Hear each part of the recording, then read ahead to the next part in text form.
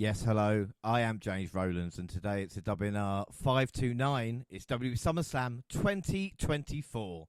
I'm not alone. I have a pleasure to be joined by the entire WNR team.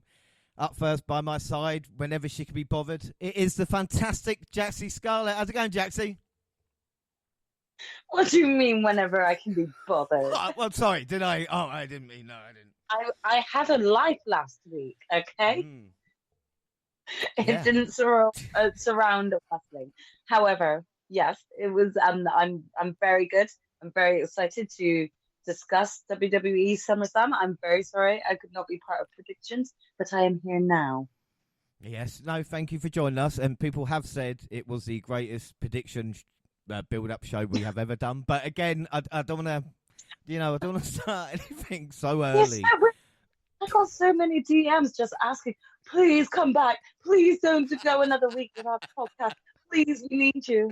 You know? Again. Probably true. Up next, our resident NXT expert and New Japan demigod, it is Monty. How's it going, man? It's going good. So Still here with no life. Yeah, exactly. I didn't know what happened there. We've got SummerSlam. We're excited. Like we said, we did the hard work, and now we're going to enjoy the spoils of war.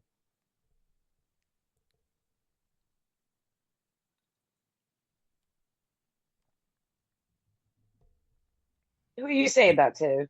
I thought I was saying it to Monty, but it doesn't matter. Oh, I didn't know. I thought you were about to. You can't cut me off. You can't cut me off. That was very generic. I didn't. That's very generic. You could have been talking to any of us. Yeah, I took my personal. I actually thought he was on me, and I was like, "Let go, James. Let go. We're going to war. It's fine. Let's go." Yeah. Wartime. Woo. This is not. I'm gonna play the Joe Hendry theme in a minute. All right, we're gonna have to start again, but we're fine. Monty, how are you? Looking forward to today's show? Yes, I'm looking forward to it. I almost forgot everything that happened, so I did a little refresh, but didn't take that long. It was good, So WWE has been on the money since this show and before it, so I'm ready to talk about it. Right out. And last but by no means least, well, I used to think maybe you loved me. Now, baby, I'm sure. And I can't wait till the day when you knock on my door. And now every time I go for the mailbox, I've got to hold myself down because I just can't wait till you write me coming around. Now, I'm working on sunshine. Oh, I'm working on sunshine. Oh, and it feels good. Yes, it feels good. How's it going, Gina? You right? Yeah, what up? I am the sunshine, and I'm bringing it with me to the SummerSlam. Yeah, like we said, the greatest ever pre-show that we've done, and I'm glad to have you on board for this show today. I was the star of the show, let's admit. I was the star.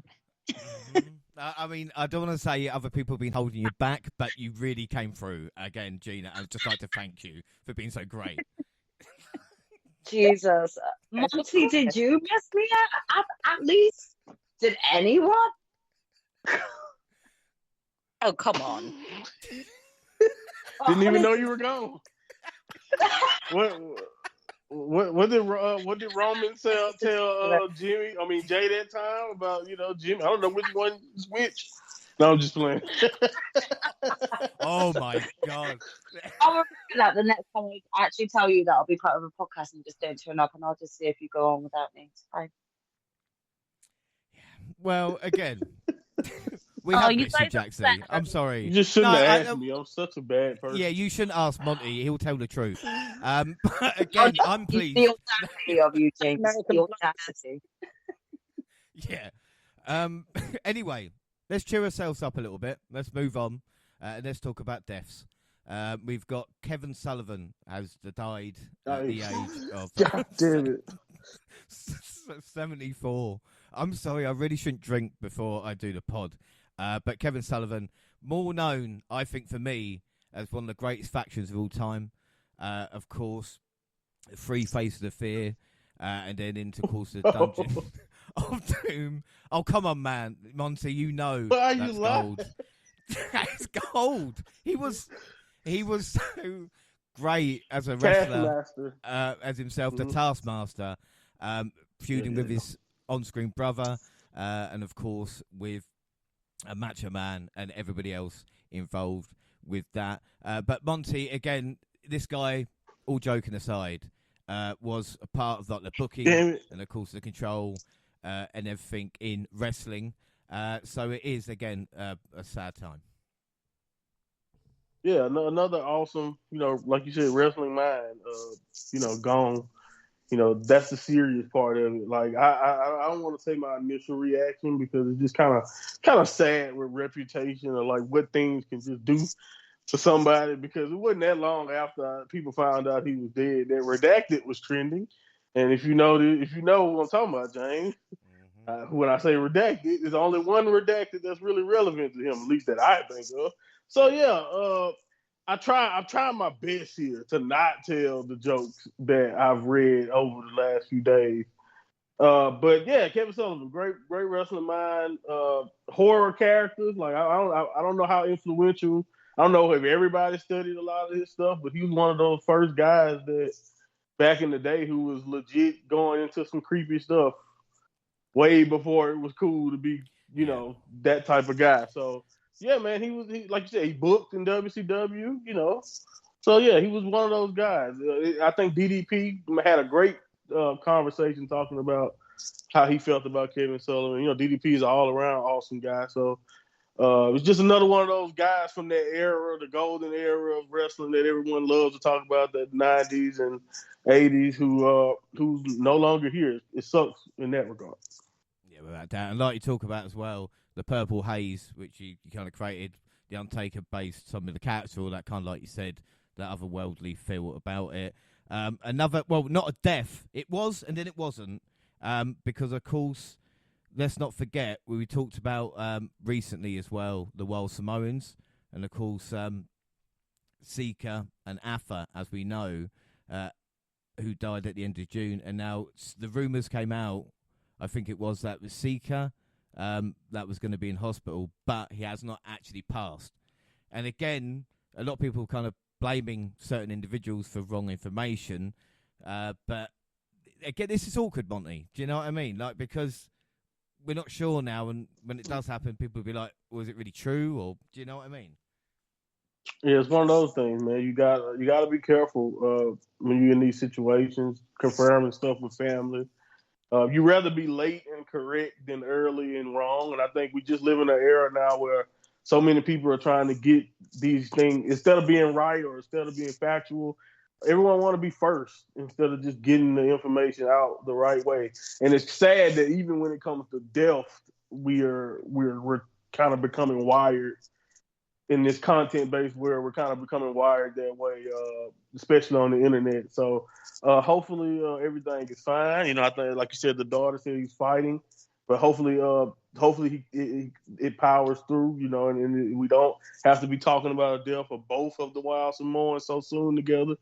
Because it's just what a sad way, sad situation, and it kind of, I hate to be that guy, especially from the southern United States. They say stuff when stuff like that happens. It kind of speaks to the closeness, but like again, we don't know. It could be just a regular health scare. The Wild Samoans, are up in age, so these things can happen. Hopefully, he can power through. But again, it's just awkward because if we hear about something in the next few days, now it's like, well, damn, So at the end of the day, we just wish the best with the family because I know at the end, whether he was gone or he's battling like we're hearing now, it's a very tough time. Has to be for the family, despite all the positive and good that we know that the family does for wrestling all the time. Yeah, without a doubt. Right, so let's go on with it then. We've waited long enough. SummerSlam. We've got the countdown. 3 fucking hours. And Jackson, you spoke about this. 3 hours for a kickoff is it's just ridiculous. Like, correct me if I'm wrong, because I didn't watch the 3 hour pre-show. Oh, you didn't attempt it? I'm shocked. No, I didn't. No, actually, you know what? I put it on for the last half an hour. Well, no, fair play. Yeah, so I did a little bit of it. Thing is, correct me if I'm wrong, but were there any pre-show matches? Fuck all. So why the fuck are we getting 3 hours for a fucking pre-show? Well, Like, I'm still confused and baffled. What happened? Enlighten me, James. What happened on this 3-hour pre-show? well, Because we thank you you. watched. I think yes, I did, and that's probably the best segue you've ever done. And we'll talk about the SummerSlam countdown. 3 fucking hours. So we got Michael Cole and Pat McAfee with, of course, Wade Barrett and Big E to start. And what is it with Byron Saxton and buses? He's outside Cody's again. What a creep. Jackie Redmond is in front of the door. It isn't easy to do this, you know. Kathy Kelly was there. We got the top 10 SummerSlam moments. We've got a nice Ms. Cleveland video. R-Truth on a bus with DIY and Maurice. And can me and Monty both say, oof, oof, oof. If you saw Maurice there, oh boy.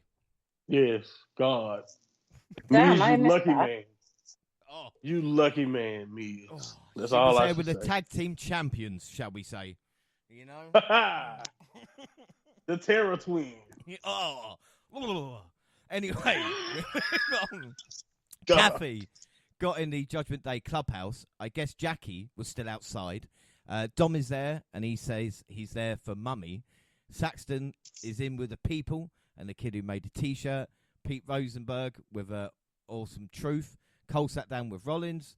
Priest and Pete at the Bronx. Gunther interrupted the Priest documentary. I don't know if anybody has watched the documentary. I was shocked. It was actually added to the WWE Network. The first WWE24 to be added to the network in about 3.5 years. So, and I've been looking. That is the newest content. Wow. I'm happy they finally put some up there. Did you actually watch it? I watched the documentary. Yeah. Yeah, I did. Yeah, I watched it Was too. it good? Was it good? Just because I'm still trying to catch the G1 right now, so I haven't had the chance to. I love Damian Priest. Monty, I don't know what you think, but I know you were a fan. You told me. Okay, I didn't know a lot of the details, but man, he's awesome. If you are, whether you don't like Priest or if you already love Priest, it'll only make you have more respect for him, for his journey. It's really good. Yeah, and really, really good. And no, like bullshit either. It's like, yeah, Damian Priest, I think, deserved this moment, and it's great to see. And the relationship with Rhea Ripley as well. And again, it makes you care more for him. But, of course, we saw Gunther interrupting, of course, leading to their SummerSlam match. Jackie and Pete took over from Cole and Pat. Jackie sat down with Rhea, Kathy with Liv. We've got Bron and Tiff and Nia interviewed as well. Cole was in the ring, but then he sat down with Punk. Seth joined the panel, said that Drew only tells the truth. Well, that's what I heard anyway. X-Pac joined the panel, and I tell you what, he is looking better. His eyes have calmed down. If anybody knows Sean Waltman and his crazy fucking eyes, it was actually all right at this point. Jackie and Logan at the Rock and Roll Hall of Fame. X-Pac said he would shit in Logan's bag if we were working together. That was his thing, don't forget. Wink, wink. Yeah, always. Don't know why X-Pac did that, but that is a fact. Music in WWE, Jelly Roll with a few words. It was nice for WWE to look back at SummerSlam 2015, because of course that was the WNR's very first SummerSlam review. We got a new commentator, Joe Someone, joins Raw commentary team.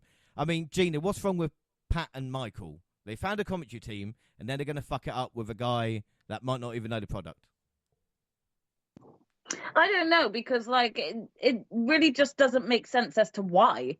It really doesn't. I was happy with just Pat and Cole. Well, Pat is going to leave. Go on. Or is he losing the Pat time? is going to leave. No, Again? Again? College football season is coming back. Pat has a big ESPN deal with college football, so he's going to be on TV doing that. So he won't be on Raw every week. I'm gonna miss having him on commentary. He's become one of my favorites. And Joe Tessitore is a boxing legend, so he's gonna be completely different version of Michael Cole. But He's legit over here in America. Like people love Because Joe you know his Tessitore, name, especially you're for an boxing. expert. Yeah, all right. Okay, Yeah, that's- No, I actually watch boxing. I'm sorry, boxing is a big you deal. know what you're talking about. Okay. Well Oh done. yeah, Do you really didn't we think we kick want ass that? in boxing in the Olympics? By the way, Oh no, I'm not Didn't going to America? talk. Hey, Yeah. We're not good. hey, we're not Oh, going to go okay. there. Sure. Anyway, what we're talking about? It wasn't worth I 3 hours, was it? remember. Yeah, the 3-hour pre-show, that was it. Yeah, we're talking about the commentator. We're talking about the pre-show. It wasn't. It was just 10 minutes short of the Money in the Bank PLE. You know, only an hour less than the actual show that we were going to have. It was ridiculous. And if the rumours of trying to stop Collision, you know, who knows what's going to happen if they're going to try this again. It's just stupid. Cole takes over to introduce. If they were doing that just to get the viewers from Collision, then at least give us some matches so that people actually have something to tune in for. Don't give us a 3-hour show where you're showing us just basically everything you're going to show us again come the show starts. You know? Yeah, that's why I don't believe it's for Collision. For one, first of all, how many viewers do Collision get that they thought they were going to worry about? Like, if the people who watching Collision go watch Collision. I don't really Look, the understand dozens watching Collision what enjoy they thought. it. All right? That's what I'm saying. They're going to watch 3 it. hours. So they wanted to try and take the viewers off Collision. Oh, Yeah, that's what I'm saying. I don't get it. Grow up. Like, if you want Collision viewers, you're gonna put wrestling on the screen because most Collision viewers are watching wrestling, right? Come on, that's my logic. I just don't get it. Like, just like if that was the only reason for the 3 hours and you still didn't give us one pre-show match, no one's going to tune into that. We'll go and actually watch a match on Collision, and then we'll come back when you're live and actually. Yeah. I mean, that's what I would have done. Well, we get Jelly Roll with God Bless America. I mean, you couldn't get more White America, really, could you, with that? You know, everybody going USA as well, but... I don't recognise the guy. What, Jelly Roll? I've never heard of Jelly Roll either. Oh, you're joking, aren't you? I mean, my God. I mean, Monty, tell him. Are you being sarcastic, Mr. James? Yeah. No, you pretty much broke it down, James. White America. I'm not white. I don't care about Jelly Roll. He makes music. Country rap type of whatever. Tattooed. He went to jail before. He's very fat. That's all I really know about him. He's got a lot of tattoos and he wears a hat. All right. Yeah. Yeah. Like, Beyonce, and he tried to mix country and R&B and shit. Yeah, he's kind of like that. He kind of raps, kind of do singing. Yeah, very country like. White folks love him. Mm-hmm. That's all I got for you. Yeah, never heard of him. He kind of reminded me, like, first of all, when I first saw him, like, I thought of Post Malone, but then I was like, that's not Post Malone, because... Post Malone is doing something similar, making country music. So you're not that far off. Okay. Thank you. Thank you for the reassurance. Not that far off. White dudes, tattoos, country raps. There you go. There we go. Post Malone it is. Well, after the White Boys sang, we got the stadium, which looked great, but lots of dotted red. And I would say Triple H came out to admire the view. Jelly Roll sang another song, opening video. I mean, it felt different. Liar. I suppose. Oh my God, he's in the room. It's different. Makes it feel like a big event. Miz is in the crowd. He's hosting, you know. We get the big fight music as Rhea makes her way to the ring with Dom. And I tell you what, no one is booing Rhea. The Miz turn up on the pre-show, I thought. Yeah, like I said, when you listening to my great explanation, we'll go back to my notes. We saw him. We saw a vignette with him about Cleveland. We saw Maurice with her. Do you know what I mean? Her trio titles. You know what I'm talking about? You you were dribbling over Maurice. That's all. Yeah, but the Miz has got to be all there. that matters. You know what I mean? Yeah, I mean, well, I hear. That's how I introduce Miz usually as Maurice's husband. I mean, that's again. Hall of Fame. This was hosting, wasn't he? Or supposed to be invented? No, Yeah, he was. And he's from Cleveland, so it meant more. God damn it. Okay, sorry. Carry on, James. I'm sorry. This is his dream. Carry on. Anyway, no one booing Rhea as she came up. You could see the tarped off area camera side during the entrance. Bit awkward. But Rhea looked awesome on her way out. And again, we get Liv Morgan. Oh, my God. Versus Rhea Ripley for the Women's World Championship. And Liv did look confident coming out as well. She was, of course, the last superstar to pin Rhea 26 months ago. And she rolled out the ring to play some mind games, but the Eradicator gave chase. The champion smiled as Ripley looked frustrated at not being able to catch her. She finally faked Morgan out and got her hands on her. Dom cheered as Mummy hit a series of clotheslines, followed by a suplex, but Ripley sold an injured shoulder. Morgan began to focus on the injury. Dom sacrificed himself to save Ripley from a suicide dive, but seeing him hurt upset her more. She popped her shoulder back in and went in like a champ. And again, that moment, I know some people like it, some people hated it, but it sold Rhea just being a badass, really. Dom stopped Ripley from using a chair and reminded her she couldn't win that way. Morgan used distraction to hit Oblivion for a close 2 count. Dom distracted the ref. Morgan ended up hitting a second Oblivion on a chair to get the win. Dom was smirking. It wasn't until Liv and Dom shared one of the best wrestling kisses ever that Mysterio picked Morgan and broke Ripley's heart. Rhea was crying as she left. Jaxie, what a fucking start to SummerSlam. My God, yeah, like you really said it there. Like, this was the way to start SummerSlam. You know, if you wanted all the controversy in the world, if you wanted all of like Twitter/X talking, this was how you actually get people like watching your product or turning it over into it. Because I saw a lot of memes of this, but seriously, how does Dom go from being a heel and turning heel? Like how does that even work out? You know, it's so true because he did. I didn't think he could be any more hated after like turning his back on his dad. You know, this massive, you know, wrestling legend in Rey Mysterio. How can you do that? You know, that sort of thing. He's severely hated for that. I cannot get over how much more hatred he's gonna get over screwing Rhea in this situation. You know, this is Mommy we're talking about. You know, this is her big comeback. Everyone's expecting her to get this title. And then you got little Dom here who gets himself involved in the match and purposely gets her to lose. This was excellent storytelling. I could tell this was going to happen a mile off. This is why I went with Liv as my choice rather than Rhea, because I never normally would bet against Rhea in any other normal circumstance. But if there was going to be any way that Rhea lost, it was going to be because of Dom, you know? So to further the storyline on that is going on between the three of them, I think that this was excellent storytelling. This was one of my favorite matches just because of the amount of drama and investment that you could feel from the whole entire crowd, let alone the watchers at home. You know, like this, I was so fully invested in this match, and it is because of these three superstars and what they're able to do, how they're able to capture like everyone's attention and actually make them give a shit. When we all know that Dom is like engaged in real life to someone else or married to someone else in real life. So, yeah, in terms of that excellent storytelling, I'm just real gonna quick, like I love Mommy, and I love the whole storytelling of the. Of her popping her shoulder back in, everything. Here's the thing. I have dislocated my shoulder before. There is no way that you would be able to do that. Yeah. It's really hard for me to get behind thinking, oh, she's so badass, like she just popped that back in, because I've actually had that happen quite a few times before. Even, you know, sort of my father has actually kind of had to be the one to pop my shoulder back in.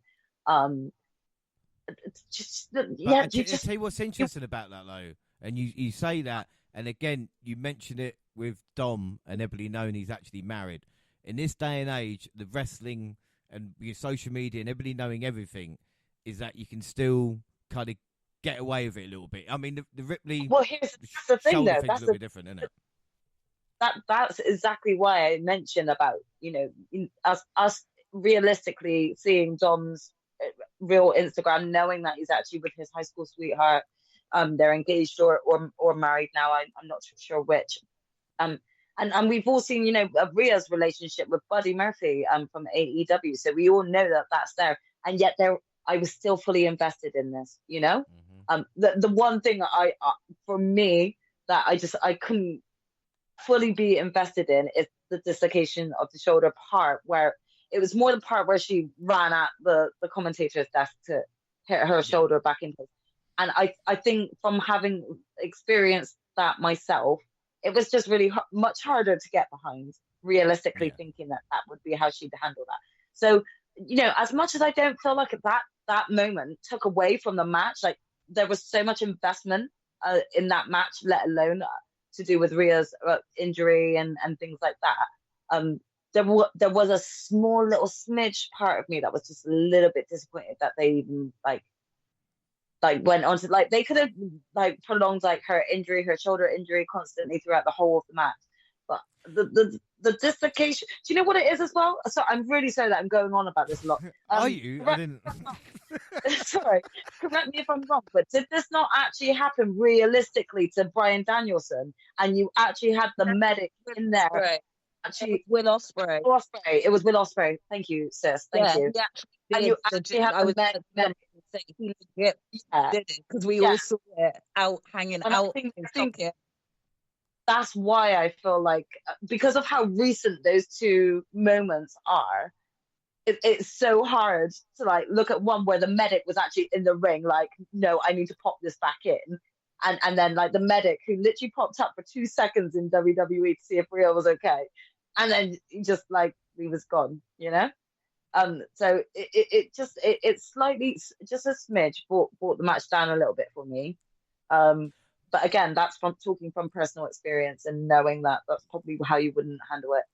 Now, the thing that surprised me, and Monty, I don't know about you, but I expected an injury angle before the match. I was shocked that, there's a couple of stories going on, obviously, but Liv was treated as Rhea's equal in this. Yes, avoiding her a few times, but there was, do you know what I mean? It was that moment there, but I thought they might have done it beforehand, and then you can have that going into the match. Yeah, I think that was smart. I think it's smart though. I think you lean on it because at the end of the day, Rhea was so dominant. Even when Rhea was champion, she was so dominant. You have to create angles to where it makes sense for someone like Liv to get an advantage, and I think that's more so why they did it. And I think the funny thing about everything about the separated shows, the thing that I've seen is that it's fine. I get it, and I get both sides of it. But it's just I've also seen people do the weird thing where they bang their arm and claim it's back in. I don't fucking know what be going on, people, about it. I'm not a doctor. I don't care. So, but I got the logic behind what they were doing. The logic is Rhea's a tough bastard, and that's the whole thing that they tried to get across. Rhea is tough. She can keep going through anything, whether you believe it, whether she was just flexing her shoulder or not. And I'm not trying to say that means Will Ospreay not tough because of the way they did their spot. But I think at the end of the day, they're both trying to get a similar story across of the wrestlers overcoming physical adversity. So I'm with you, though, James. It is a shock that Liv was there, but I think that's the only way the match could be as good as it was. That added to the drama because Liv running for her life the whole time, she doesn't get anything going from this. Then the finish feels cheaper. But the fact that Liv was actually giving as much as she received during the match with the crucifix and all of those big impact moves, and like you mentioned, the crowd was just into everything that they did. And I think people are selling this match short if they're focusing on the story elements. The shoulder element was not as big of a deal as and same thing with the Dom element. Yes, that played an element into the finish, but I thought that these ladies at the end of the day were still wrestling pretty well. Like you mentioned, James, way better than you would expect, because I've seen people try to limit this match to an angle, and it was mostly an angle. Don't get me wrong. It wasn't them going out there to try to, go hard, but they also wrestled their asses off, especially this probably Liv's best performance as far as feeling like a threat. Yeah. And the match was great, like we talk about. And the kick out on the first Oblivion as well, the crowd was really, really getting into it. And because we were kind of meshing each other, it felt like we were kind of watching it all together. And even after Dom, with the chair, we still weren't sure. We saw him smirking, didn't we? And then it was kind of the embrace with Liv afterwards. We were like, oh, fucking hell. But, Gina, I want to talk to you about this as well, because, talk about unrequited love. But anyway, the thing I love about this story, and of course there's been a kind of lot of romance or whatever it is kind of stories, the women have the power in this. It's Dom doesn't really matter. It's not his decision, is it, really? That's you know what I'm Yeah. saying. And I think that's what's This fun. match was a custody battle. Yeah. It was, it was a custody battle for Dom, just like it was with Eddie and Ray all those years ago. But I definitely get what you mean. And for one thing I do want to say is, again, think about where Liv was like 5 years ago and where her character is now and the growth that she's got to be able to stay on par with Rhea in those matches, in that match, sorry. So it's incredible to see this growth in them. And again, yeah, Dom doesn't really have a say. He's just going where his, I was about to say He's got the chicken Dom nuggets. is, but I meant in terms of dominant. Whoever his dominant is at the time, he will come running. So that's how it is here. And it really was a custody battle, but it was also great. He really is just a puppet. He's like, Mhm. it's really lovely to actually see. I just want to pick up on that and just say, like, when you think about, the Attitude Era, it was like sort of like two men fighting over a prize trophy woman. Was Jericho Christian betting $1 Canadian on Trish? Do you know what I mean? Yeah, like... exactly. So it's just like, it's so nice that it's a guy that's being used as the tool in this situation, and he really is just what everyone would say is the pretty face, rather than like actually him having meaning to them. It's like, who can control him? The battle really is who can control him more, who can manipulate him more, who can actually bend him to their will more. And I love that. And exactly like my sister said, I think that Liv's character has just really grown in leaps and bounds since, like, even up to 3 years ago. So like this is really suiting her, and this storytelling has been really well done so far. So the pacing has been great, and I think that Liv is really settling into that smuggy title holder who kind of only is holding it because everyone else is keeping that belt on her, sort of situation type thing. So yeah, it's an interesting take on this for once. We should say as well, or I should say, there was new corner sponsors and on the turnbuckle as well. And it, like we discussed on here, it's going to be more like UFC every day until the canvas is covered with advertising. And hey, it's money, So we also get the ref cam as well. And Pat, a bit overboard on Dom. I understand a face commentator being upset about Hill, but you know what I mean? Don't punk him out. Like, just unless there's a match down the road or something like that, who knows? And there was a tense moment with the Judgment Day backstage discussing Dom's betrayal as well. Like I said, the heat for Liv and Dom will be nuclear. So out of 5, then, Jaxie, what would you score out of 5?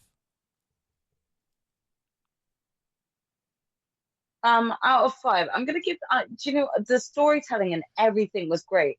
I kind of feel like this would be very much up there with sort of like a high 4 3/4. However, I'm gonna give it a 4.5, just because I felt like a little bit like that one moment did take away from it for me.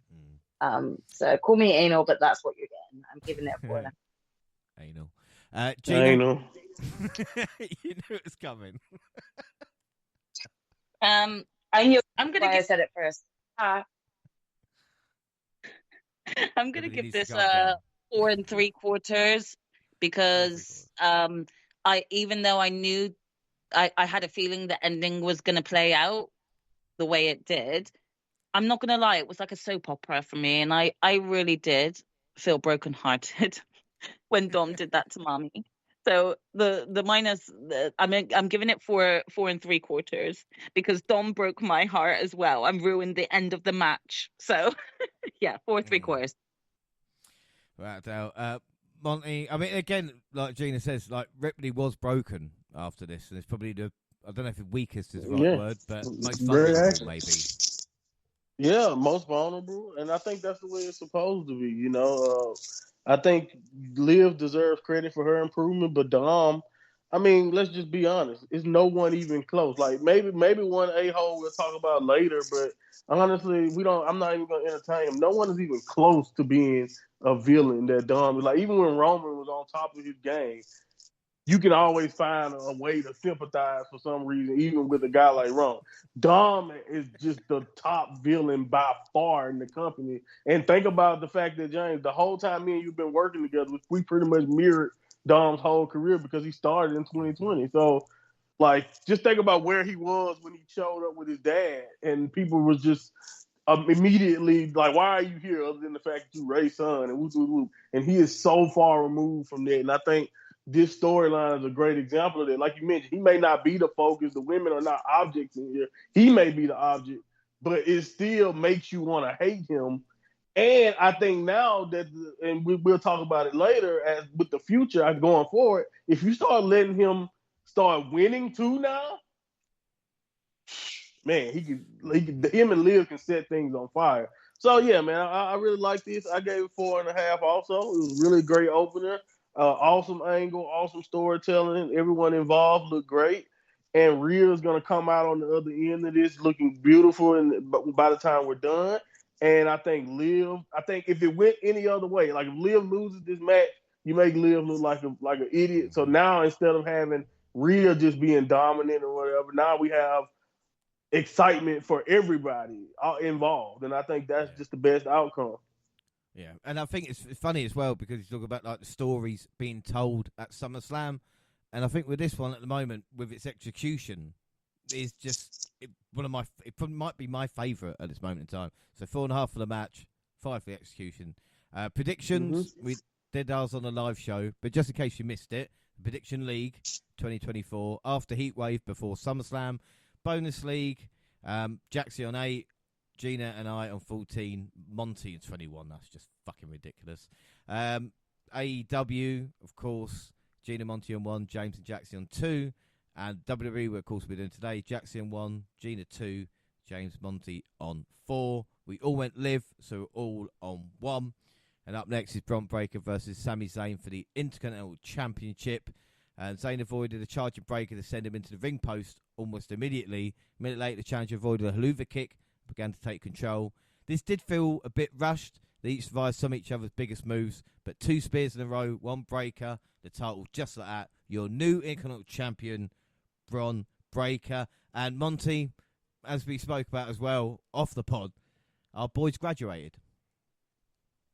Yeah, man. I think that part of me wanted to give this a little bit more love than maybe the match deserved, just because I'm proud. You know, like you mentioned, it's really cool to see someone who was on top of NXT for so long. Someone we wondered for a while. They're like, why are you still here? Like, why are you still here, bro? Like, you can go and do your thing, but like they turned him heel, and come to find out, being leaning towards the badass Braun that everybody is starting to see on television now is exactly where he's needed to be. Not that, and I think people are already seeing as after he won and like what they're doing with him going forward. We can talk about after SummerSlam, but he has the potential to be an awesome face too, with just some of the elements of his character that they realize is good and they're sticking with, like the barking and all that. The match itself, again, I was really disappointed in the timing. I really thought that they could have did a little bit more. This felt like the same match we got at the prior show they did, but the big show they did, but it was sped up, like you mentioned, a lot of the same beats, but they hit it a lot faster here. And that's fine. I still thought it was cool and did a good job of trying to tell a quick story so Braun can overcome. But I think it would have been a lot more dramatic. And luckily, knowing what I know now, the best was yet to come from these two, in my opinion. But yeah, man, this match, it was what it was. It came in and went, and it served the purpose of giving Braun the moment on the big show. But it definitely was bittersweet to me because I thought we could have gotten even more, because we know what Sammy's capable of, and Braun is still proving it and showing what he's capable of also. So the fact that this match was over in about 5 to 10, probably 5-10 minutes, I don't know the exact time. It felt really, really short, and that was kind of disappointing. But we had a bigger card than what Triple H is used to, I guess, on these PLE. Shit. Yeah, what am I gonna do? Right. So yeah, maybe that's what it was. Right now, but like I said, welcome to the club, Bron. And it won't be the last time winning a title as well. But I mean, what is surprising, Gina, I don't know about you, because of course, you know, Bron Breakker being in NXT, but just how much the crowd sings behind him. And I don't know if that's just a case of like, oh, he's popular in NXT, he'll be popular in main roster, or if it's just this kind of like raw, just what he brings. Do you know what I mean? Like, you know, we hear stories like a young Randy Orton or something. Well, I'm unfortunately old enough to remember a young Randy Orton, but do you know what I mean? Like, this guy is just got it, hasn't he? He does. He really does. And I think, like, I don't know if it helps because of obviously he does have familial ties to the WWE. So I don't know if that helped, but I think he still has made it in his own way because he's got his own name, Bron Breakker. You know, he could have gone with the family name to like still try and keep that going, but instead he's made it his own. And I'll admit, me not being a frequent watcher of NXT, I just thought he was just an angry person. I didn't think much else of him. But obviously, since he's been brought up to the main roster, I've seen kind of like how well he works with others, how dominant he comes across. And I've seen the crowd just love him straight away.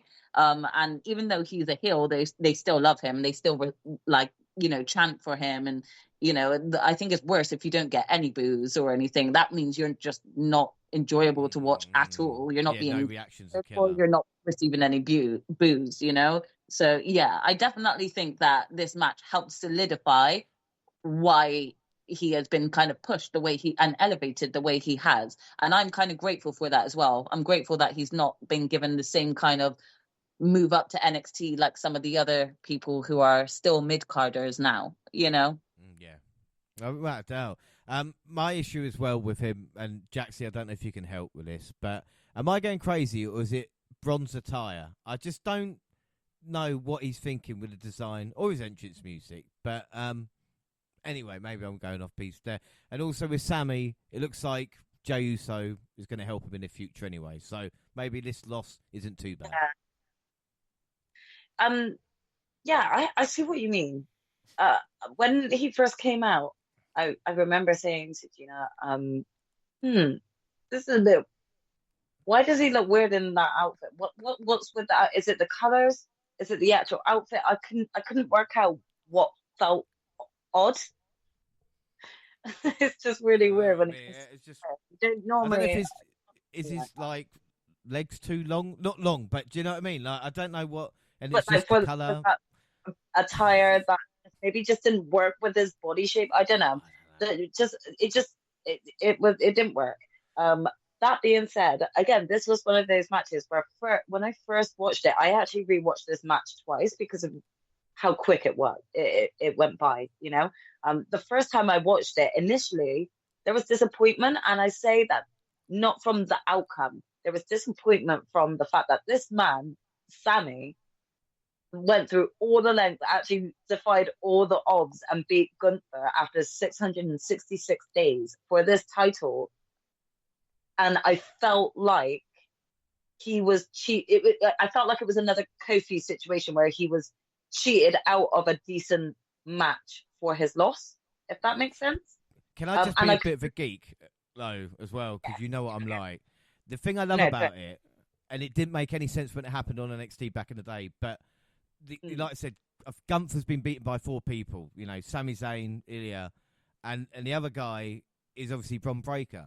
So that he makes Bron an even bigger threat now, because you think he destroyed what Gunther couldn't. Yeah. And you know what? This is what I was going to add on to then, because of, again, like I just said, I watched this match twice because of how quick it went. The second time around, I really felt like the outcome of that match for me was, wow, Bron is going to actually go far, you know, he's going to go big. Do you know what I mean? It just kind of hit differently when you rewatched it and you actually just watched Bron and actually saw him dominate. And this very much gave me young Brock Lesnar vibes. You know, like, remember when he first came in and he just rinsed through Kurt Angle, Stone Cold, Triple H, The Rock, all like that. Like it wasn't even anything like but a day's work, you know? And that is exactly how Bron came into this match. And if you compared this match to the match that they had at Money in the Bank, like Braun just felt like a complete different superstar in this match compared But to the previous one, you know. And I that's think what's I think what needed to happen was their match at Money in the Bank to actually rile Braun up, sorry, so much to the point where he was like, "Fuck this shit, I'm letting go," and that's exactly what he did here, you know. So again, even though I didn't appreciate it when I was first watching it, because I just felt like, why did they just cheapen us out of a match? Like that could have been a really decent match between the two again. Second time round watching it, I really saw what they were doing. They were actually showcasing how big Braun can make it. You know, But I think this is a so surprise. I'm ready for his reign. I'm ready for his absolute slaughterhouse of a. But no, that's what I'm saying. This was surprising. And Monty, I don't know about you, but like, I'm shocked at how well, and we're going to talk about what happened on Raw as well, but how well Braun has been booked. Like, he's been booked. Like, I knew they were going to do well, but it's like, it's just brilliant at the moment.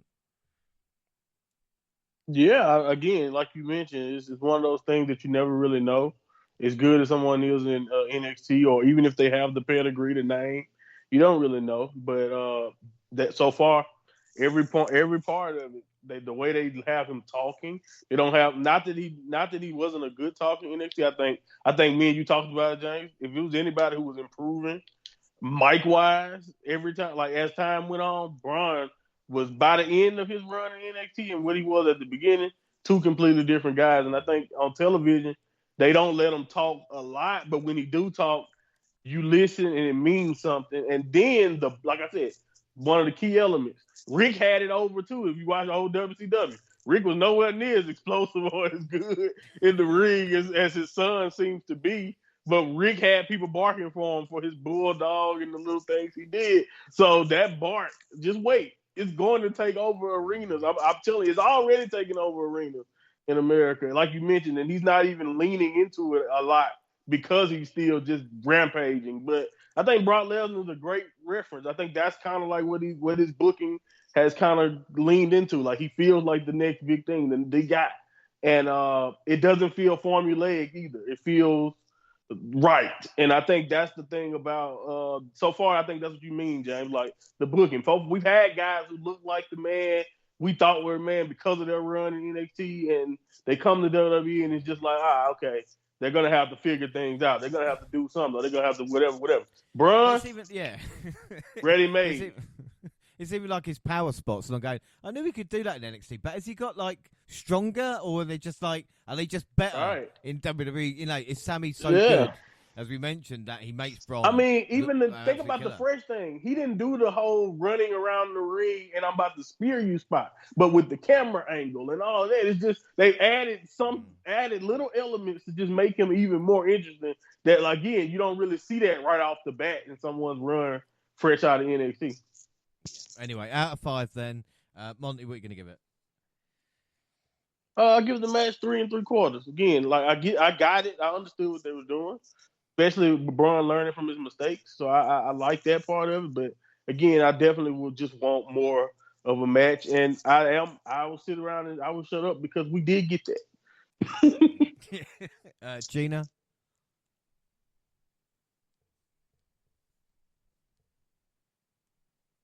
Sorry.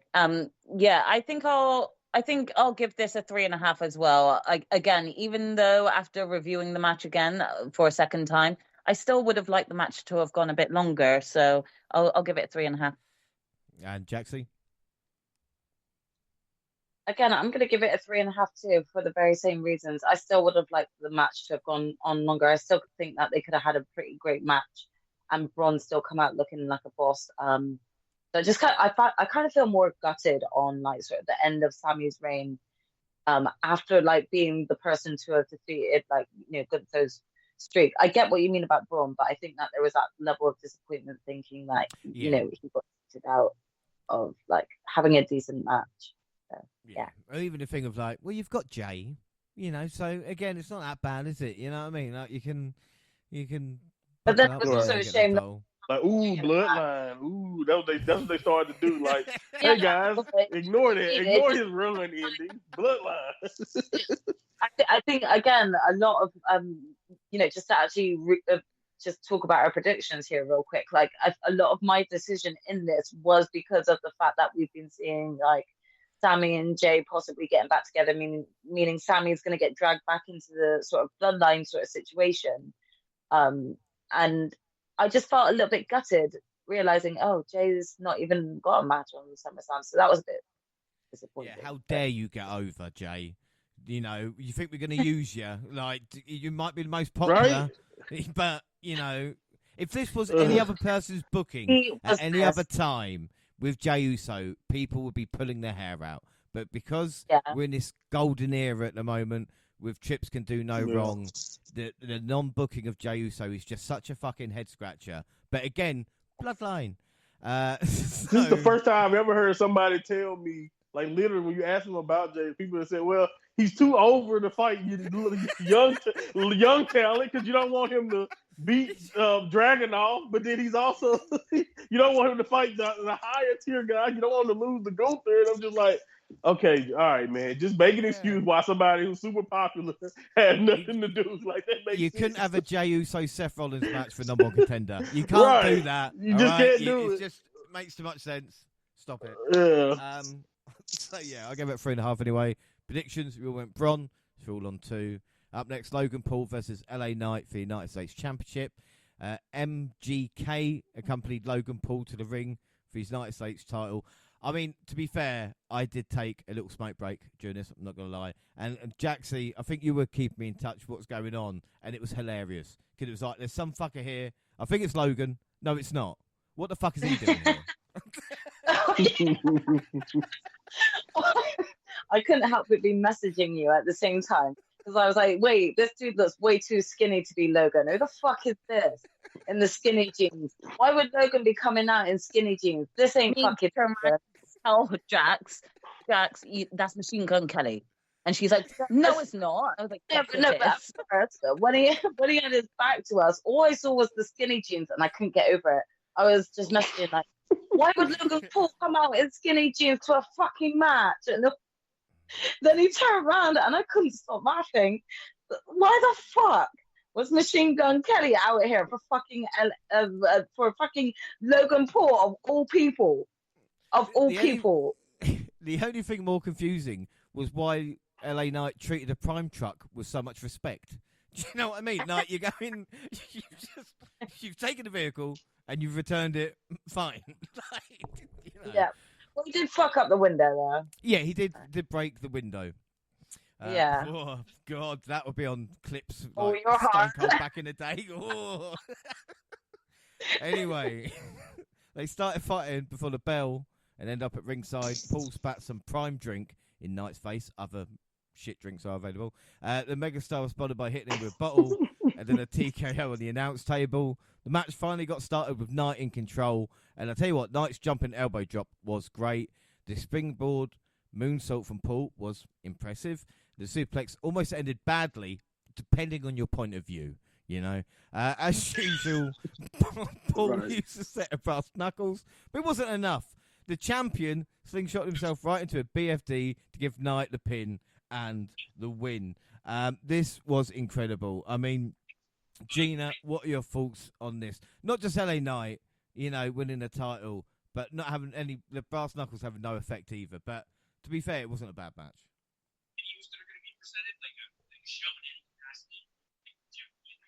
No, it wasn't a bad match at all. I mean, the thing is, I don't know if it's just because Logan Paul just personally annoys me that, like, I was not too bothered about it because I had a feeling he was going to lose to LA Knight, just because I feel like LA Knight has been in so many big matches. He's gone against Drew and he's been in the main event and he's just lost every time, so he needed a win. So for me, I wasn't as invested because I had a feeling he was going to come out the winner of this anyway, and I wasn't bothered about Logan Paul losing it.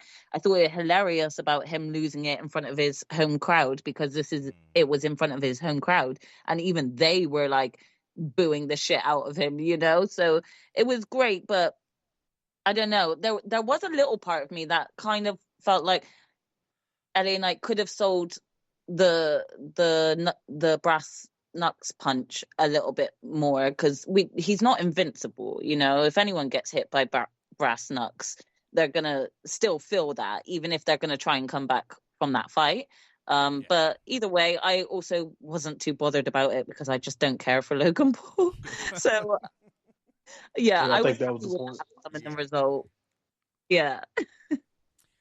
No, I think you're right. And again, as Jaxie, as Gina said, you know, I think Logan's turned into the Chris Jericho of the WWE, if you know what I mean. I think someone needs a little break.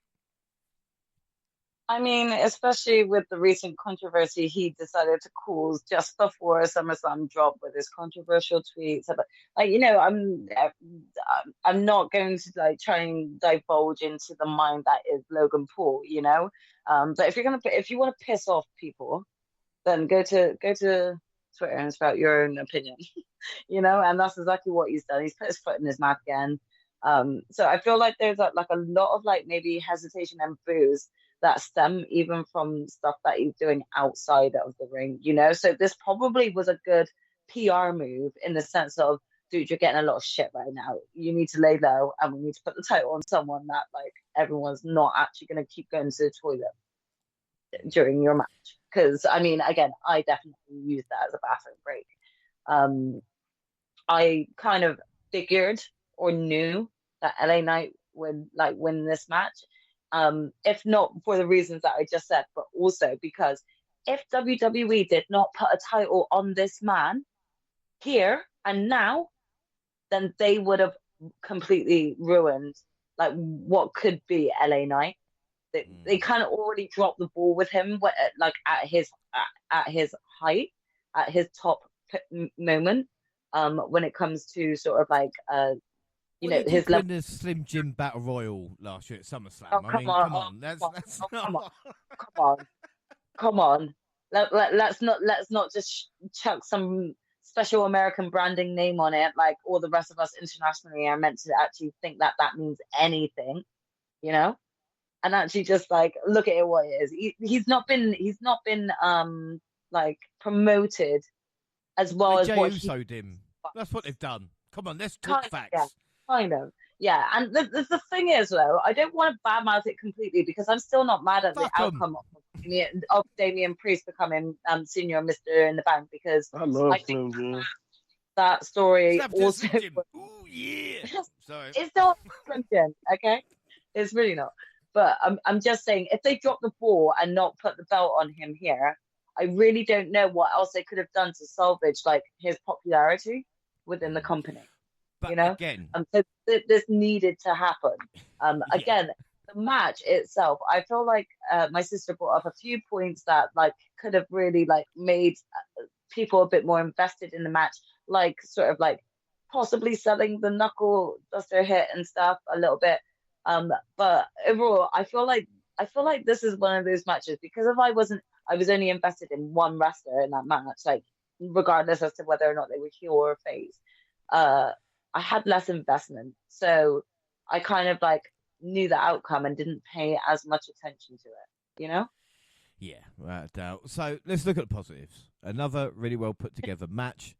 And Monty, I think you would agree, defining moment for LA Knight. You know, like I said, better late than never, I suppose. And I think his best WWE performance as well. So now, that's my we'll see what happens. Yeah, that's my focus. LA Knight was wrestling his ass off. And, you know, of course, you got to have a good dance partner. But LA Knight was like, yeah, he's a douchebag. I know everybody wants me to come out here, whatever, but I'm going to, who cares when we see this fool again? You're going to be talking about me by the end of it. And I think, other than like that moonsault spot, if you watch that match, LA Knight was shining. Like everything he did was right on time. It was perfect. One of the best LA Knight matches. Probably the best in WWE next to like my favorite against Cameron Grimes, of course, the ladder match. Yeah, great memories, right? Yeah, the other time he actually won a championship. So yeah, LA Knight, awesome guy, awesome moment, right time. Obviously, like you guys mentioned, could have happened sooner, could have been a champion maybe if you're just going off his reaction, but whatever. I'm not going to argue that. As far as Logan Paul taking a break, and all of that. I mean, let's just be real. He had the United States Championship, and he only defended it twice. Anytime we got everybody know what the big deal was with Roman.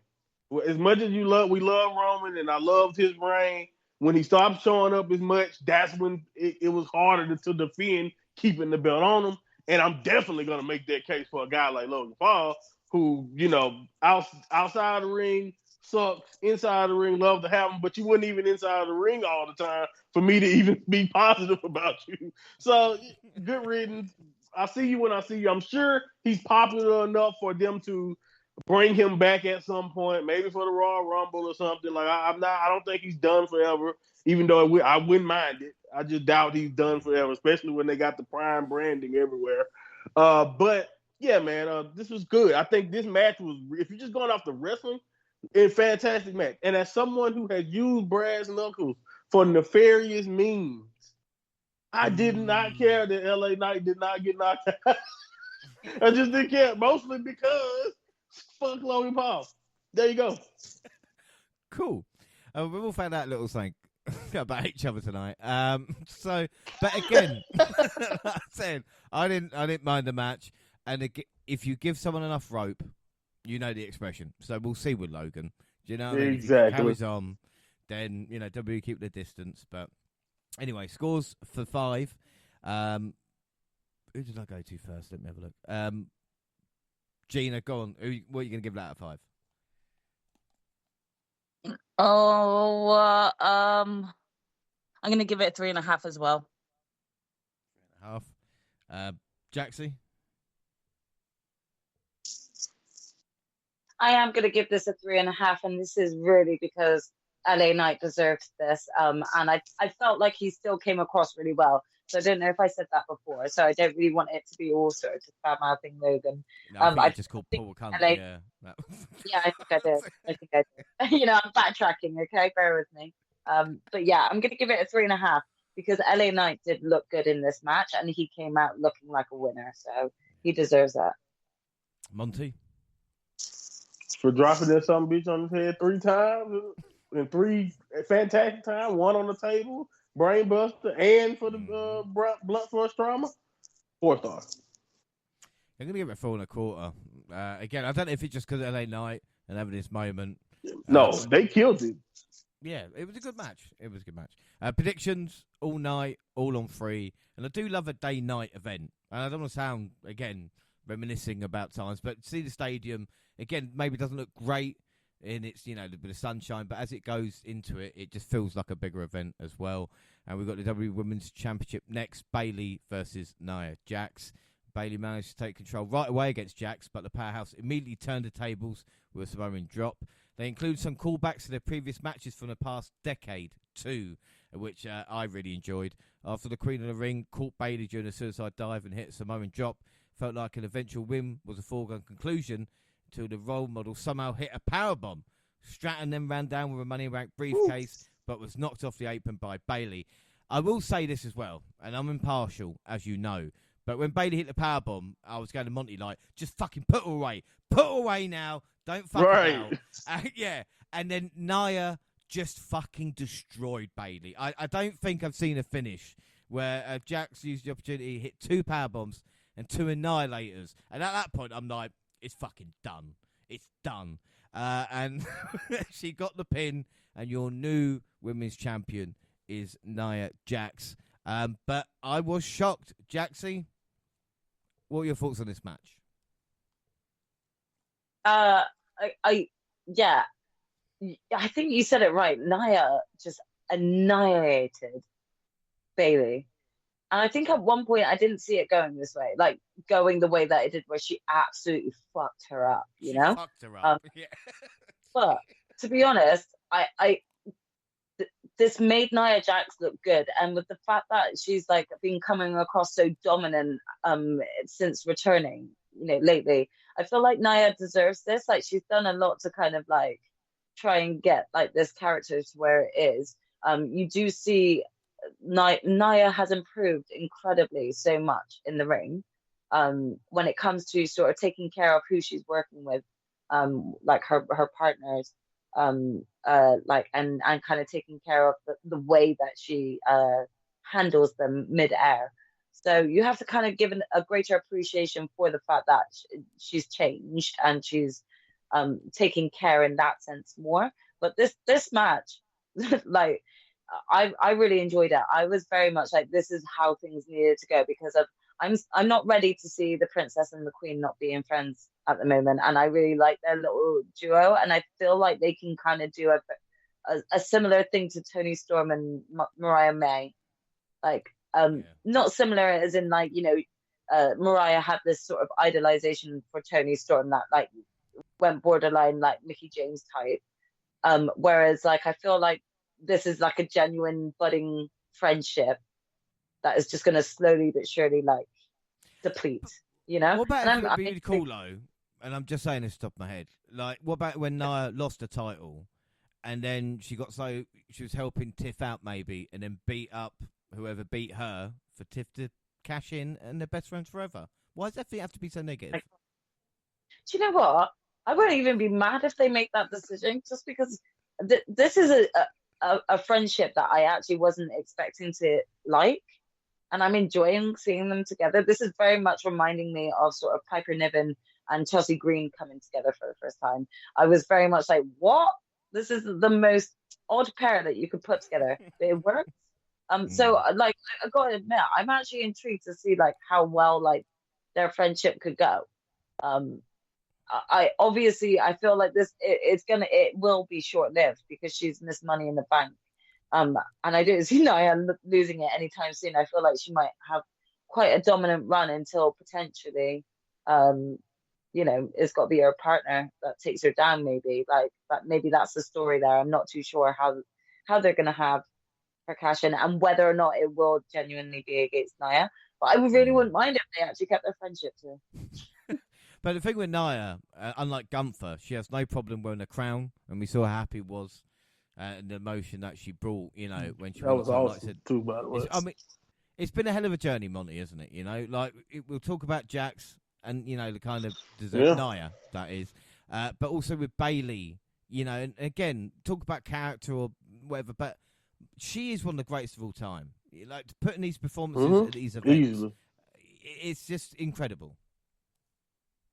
Yeah, easily, always kind of undersold. If you just compare what people think about Mercedes and the people who love the Becky stands out there, and then you got people who, come on, man. I mean, Charlotte's resume and the fans who love her Charlotte speak for themselves. Sorry. Like, come on, like Charlotte's resume speaks for itself. But Bayley is just unbelievable, and like she gets none of the credit that the other three gets, but she is just as good and probably even more reliable and way more giving, if you ask me, because I don't necessarily think she necessarily has had the dominance that those other three have had at periods in their career. And you know, to be fair, Mercedes may be going through her dominance right now more so because she didn't really get dominant either on the main roster. If you just go over, other than like maybe that SmackDown title run she had. But anyway, Bayley definitely deserves a lot more love and a lot more credit. That's probably what went into my thinking that she wouldn't lose his, because I just know that she can do so much more. But much like Sami Zayn, and I think that's kind of maybe this is where Triple H looks at her. He believes she can be rebuilt an infinite amount of times, you know, and she's also way more compelling climbing the mountain than maybe she has been presented on top of it. I don't think that's always her fault.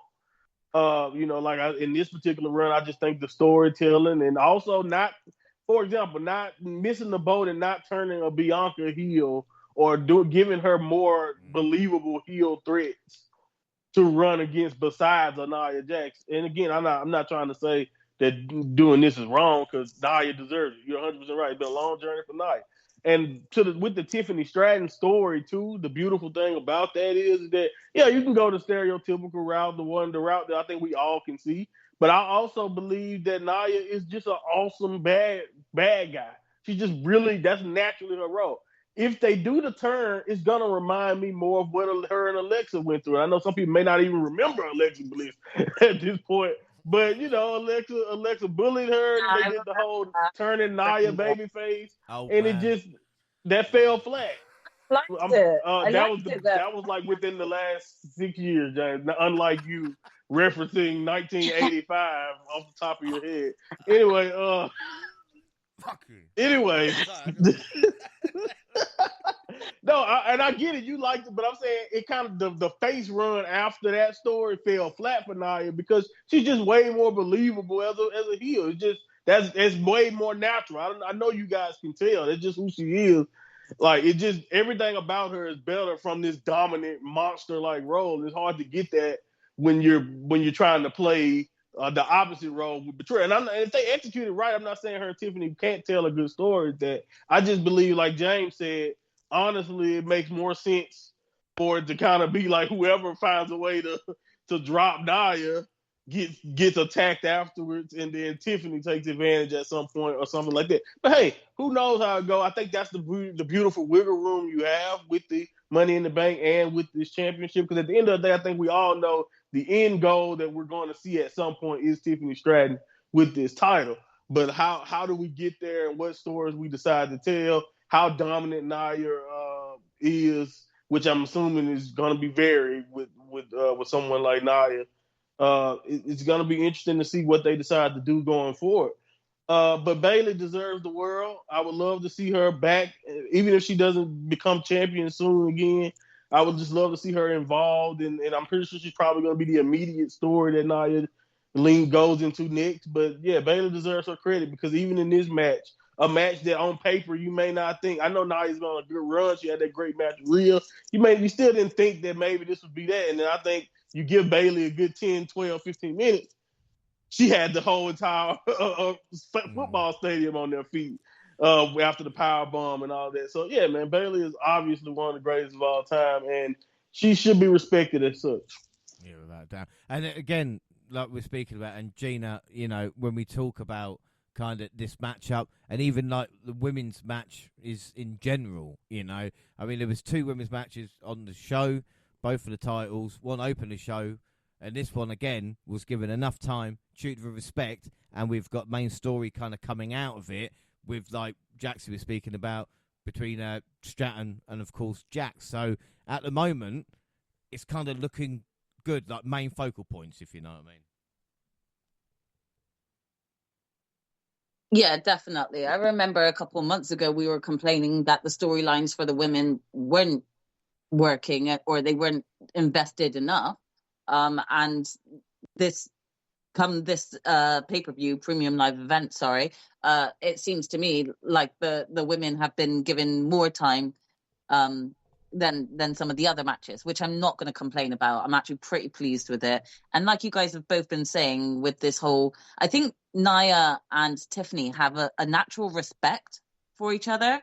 I think that's what it is. They got respect for each other, but it's just sad because I know for a fact that like WWE really love to break up tag teams and couples as soon as they've gotten together, or friendships. As soon as they get together, give them 3 or 4 weeks as good mates, and then they like to break them up.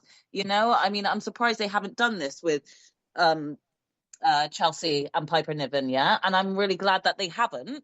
But again, that we can see it coming from Nia and Tiffany, and it's a sad thing because I love their friendship together and it works for me. So yeah, I definitely agree with you though. The women were given a decent amount of time for their matches, and I hope that they can continue like that going forward.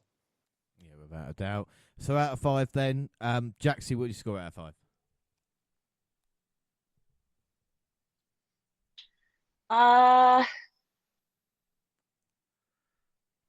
I'm gonna give this a 4.25. I thought this was a good match. It wasn't one that I was completely like over the top blown away by, but it was a good match. 4.25. Monty? Yeah, I'll give it another 4. For Gina? Yeah, I'm gonna give it a 4.25. And I'm going to give it a 4 as well. Predictions: James and Monty went Bayley, Gina and Jaxie went Jax. So it means Gina, Jaxie on 4, James and Monty on 3. Before we get to our next match, which is Drew McIntyre versus CM Punk, we've just got time for a quick mass debate, Because Jaxie, you weren't here, man. You didn't see what happened. I've never seen Monty and Gina at each other's throats so much. It was great. So we're going to do the same thing. Basically, we are going to masturbate. All right. Anybody that doesn't know, we've got a subject matter or two people here. And basically what we're going to work out tonight, who is in the right. Okay? We have to agree with each other in the end, no matter how long it takes. Who is in the right between CM Punk and Drew McIntyre? Obviously, you know... Tell me I got... Yeah, we both wanted Drew. I know that. You were saying this to me. But you have to go Punk, I'm afraid. So I'll let you go CM Punk first and just tell me... Monty, you better mediate this because this could actually get ugly, you know? Yeah. Bit like you. Oh, zinger. Yeah. Wow. Yeah. Remember, I'm seeing you next week, James. Oh, shit, we are, aren't we? We're meeting. Oh, no, I'm sorry. Exactly. Apologise now. Oh, my God. James. Just sign your own death warrant. All right, so masturbate, yeah. I won't say anything. I promise I'll be silent. I'm going to put myself on mute and walk away. Okay. So you... Okay, wait. So just to confirm, like, are we debating the after, like the results of this match, or are we debating just before going into this match? We are just going. So we are debating the fact that who is in the right, going right to this moment before the matchup. Right. Right. Okay. Even if you want to bring the shit up that happens in the matchup, don't. Nope. All right. So there we go. Sure. Okay. Right. So CM Punk, here we go. So he going into this match, he's so rightly justified with his anger towards Drew. He has got a lot of pent up anger from Drew talking shit, and then actually following up. And you know, do you know what? Drew's had some real bitch move antics lately, as of late. You know, sort of taking out Punk when he least expects it and things like that. And you know, as we've seen as a result, Punk has had to resort to his measures and actually, you know, blow dirty tactics back at him. Hence why we got what we got as a result when it came to Clash at the Castle. So, you know, this all is on Drew. Like, Drew has caused all of these instances that have driven CM Punk to actually get in his face, to actually interfere in his matches, to actually cause this match. And this is all because Drew couldn't just walk away with the belt. Drew couldn't help but just chat shit at Punk. Drew couldn't help but just take Punk out, like, from behind. Like, you know, he's always rallying him up. And the worst thing he could have done was take something of Punk's that is personal outside of wrestling and actually put it on himself, where he's branding himself with Punk's wife's name, Punk's dog's name. You know, personally, I too have an AJ a bracelet, but I promise you that's not yours, Punk. So please don't come for me. But that being said, you know, I could see why he's like, Drew's made this personal, so Drew's brought this all on himself. End scene.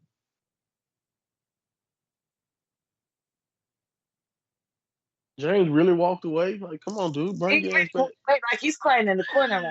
Right? You don't even want to hear the argument. No, I really did walk away. No, I didn't walk away because I'm scared in disgust. Jaxie, can I ask you something? If we don't get CM Punk going really low and actually having something like AJ Lee come out of the crowd and just bitch slap Drew's wife, then what are we doing all this for? Yeah, that's fine. That's fine. Okay. But can you tell me where all this started? Come on, where did it start? This all started from Royal Rumble when Drew couldn't help himself but be an aggressive little bitch. He wanted to take Punk out of the Royal Rumble, and he made sure that Punk was out for a while after the Royal Rumble.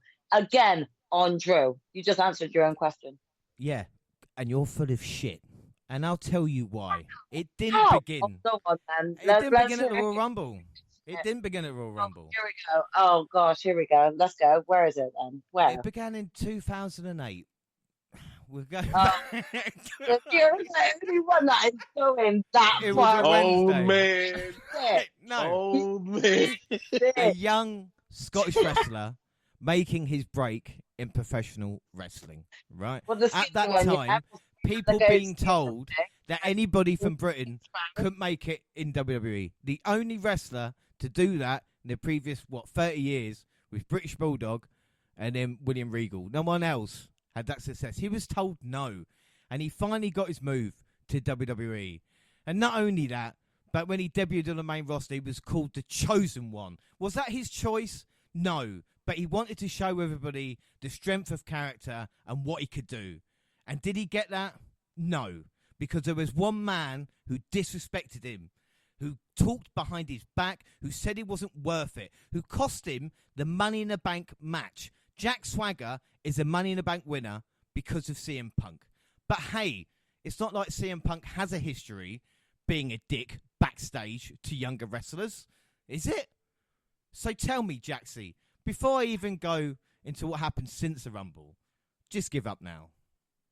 Listen, you brought up a very valid point if we're going back to 2008, because we all got to actually remember that Drew still is not over his, really poor portrayal and the fact that he was the worst out of 3MB. And Punk he's never held him down, and Punk forced him into it, like he did. And No, where did he didn't. go from 3MB? Where did he go? He was fired. Nowhere, he got fired. He got fired and embarrassed, didn't he? That's on Punk. That is not on Punk. That is because order in the court. Drew was that is not on Punk that he got fired. But what did Drew do after that? Was Drew. Drew was the one who got Drew fired. Drew wasn't doing enough I'm talking in the company's eyes, not mine. In the company's eyes, Drew wasn't doing enough to draw attention to himself. Drew was a small little bean sprout then. Yes, Drew came back. And Drew came back. What's that got to do with who's in the right between him and CM Punk? If McIntyre was skinny back then, there is no. I am talking about the problems between Punk and McIntyre, not with Drew being in 3MB. Even though Drew came back from that and didn't blame anybody, didn't have a chip on his shoulder. Drew came back and still got issues with Punk over all of that drama. What does 2008 have to do with this angle? How about this, Jay? No. Because it doesn't start the Rumble. The argument for this is that the Punk is annoyed. Punk is annoyed with McIntyre through the Rumble, and it's not that. So that means you injure him in the Raw Rumble because of something that happened in 2008? Like, that's all I'm saying. Like, what does they got to do? I can tell you now that Punk doesn't even remember the Drew from back in he probably thinks that's a complete different person. He probably doesn't even know that Drew has come back still holding this grudge. This is all on Drew. Drew came back angry. Punk hasn't. Punk tried UFC and got knocked the fuck out. Then he went to AEW and choked someone a little bit. And come back to WWE. In his first match, got injured. WWE and nothing, no. He came back to WWE. Away. He didn't even get fired, did he? He walked away. He didn't even have any indication as to who the fuck Drew McIntyre was at this point when he came back, because all he knows is the small little skinny wretch that Drew used to be, and Drew's transformed greatly so. Exactly. He carried WWE on his back. You know, when CM Punk was sitting at home. McIntyre was carrying the company and didn't get the respect. Punk came back, and Punk has been in Drew's mind this whole time for almost 8 years now. Punk gave him no respect, though. He gave him no respect after everything Drew had accomplished. Punk went off. He failed in his UFC career. He failed in AEW. But guess what? Right back in. No, guess what, James? Not once was he thinking about Drew. The minute he gets back, he steps foot back into WWE. All Drew can think about is CM Punk. It's all on Drew. Don't put this on Punk. Punk's like, who are you? Until the Royal Rumble when he got injured by Drew. Yeah, then he made it personal. So say listen. Didn't know who Drew. So the two people meet, right? The two people meet, and the guy injures him in a fight. It's over. It's finished. That's the end of the beef. But it wasn't. Punk then showed up, like you said, in Drew's hometown in front of his sick wife was in hospital. Do you know what I mean? His family is there. And Punk travels. Which wrestler prayed on the injury? Which wrestler prayed for the injury? What wrestler can't give it up? Punk can't give it up. Are you completely missing what happened to cause this man to actually skipped it? Like he did, he just crossed over it. Like Drew's a fucking angel. Are you serious? No, Punk deserved the beating in Chicago. No, he deserved the beating in Chicago. That's fine. And listen, James, if you want to go ahead and deliver a beating in Punk's hometown, then you could take a beating in your hometown. Don't bitch out or don't bitch Fair up. play. He did that in retaliation because of it. He weren't going to do that. Yeah, but Punk wasn't even driven to do that until Yeah, but Drew Punk did would that. do that anyway. It wouldn't even be somebody he had a problem with. We've seen Punk's guarantee you. problems. That's seen not what Punk relevant. does. That's It not is relevant when you think about Drew was trying to end it. He's trying to walk away, and Punk just couldn't have it. I tried to bring up 3MB, and you're saying how irrelevant that your comment just there was so irrelevant. Look, Like, CM Punk didn't think Roman Reigns was a star. All right, Listen. he tried to get him out of the Shield. So that just shows you what Punk knows about talent. Punk came back, and Punk's only person that's literally kept his interest is Seth and the title. He's wanted to actually put Seth on his ass for a while, and Seth even has been in the picture with that. So you can't go around thinking that CM Punk came around being like, "Oh, Drew McIntyre, you've been the bane of my life." No, Drew, you little rat. You got yourself involved. Because Punk knows he can't beat Drew. That's why he's going, look who beat Seth. It was Drew. Look what happened. Punk became a member of Judgment Day to try and cost Drew. Oh, shut up. Wasn't. It was. That's what he did. He did. Damien Priest would be world champion. Come on, man. We're never going to get anywhere. We're never going to get anywhere. I just won here. I'm pretty sure I just won with him. Monty, should we call time? Gina, please, let's call time. Okay, let's call time. I'm pretty sure I just won because James just went off on the absent. Just crashing out. Jay, what are you doing? Monty, please wish me luck when I'm with these two in person next week. Wish me luck. We'll finish it at All In. I guess I'll pray like Drew. We are going to finish. I'll pray for you. Drew has every right to. Punk is a horrible individual. I've never liked him. He's overrated. Take the loss because I won that. Oh my God. Drew doesn't lose. Well, I tell you what. We'll Jay, base it on whoever wins this match. So you can whoever wins this match Drew got wins beat the for argument. less than 30 seconds. Shut up, James. Yeah, I think whoever wins this match, I think we'll go there. Yeah, sure. Yeah. God damn. Anyway, Seth Rollins came out in his usual high fashion get up to serve as the referee for the CM Punk and Drew McIntyre match. What were your thoughts on the outfit, Gina? Oh, Seth's ref t-shirt. Yeah. Or it's not even a t-shirt, was it? It was like a polo neck. It was awful. Those shoulder pads, oh my gosh, I'm so sorry, but I hate shoulder pads anyway. But those ones were so big. I can't. It was the worst look of Seth's ever. I'm sure there could have been so many other different designs he could have had. Why that? Why? What about the pants? Nice pants. Yeah. I mean, they were nice and sparkly. Like a disco ball. I was expecting him to show more skin, man. Yeah.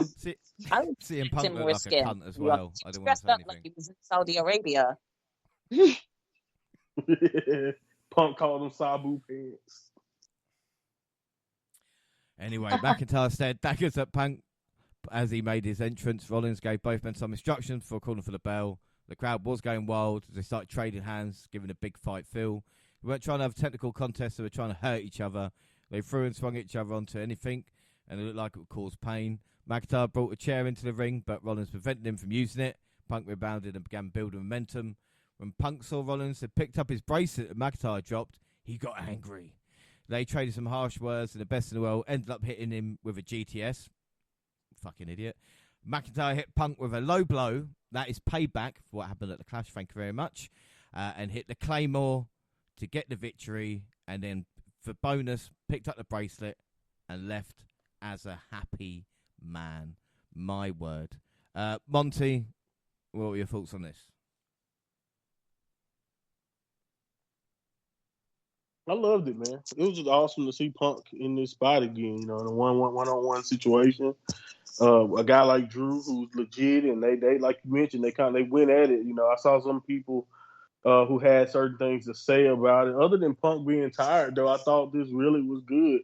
Drew looked like a monster. I mean, Punk got a lot of the. I think if you're going off their promos, it really kind of told you how certain things were gonna go, and I think Punk did a really good job because like he said throughout this thing that Drew has the speed. He has the strength, of course. He has all of that, but Punk has heart. Just can't beat him, yeah.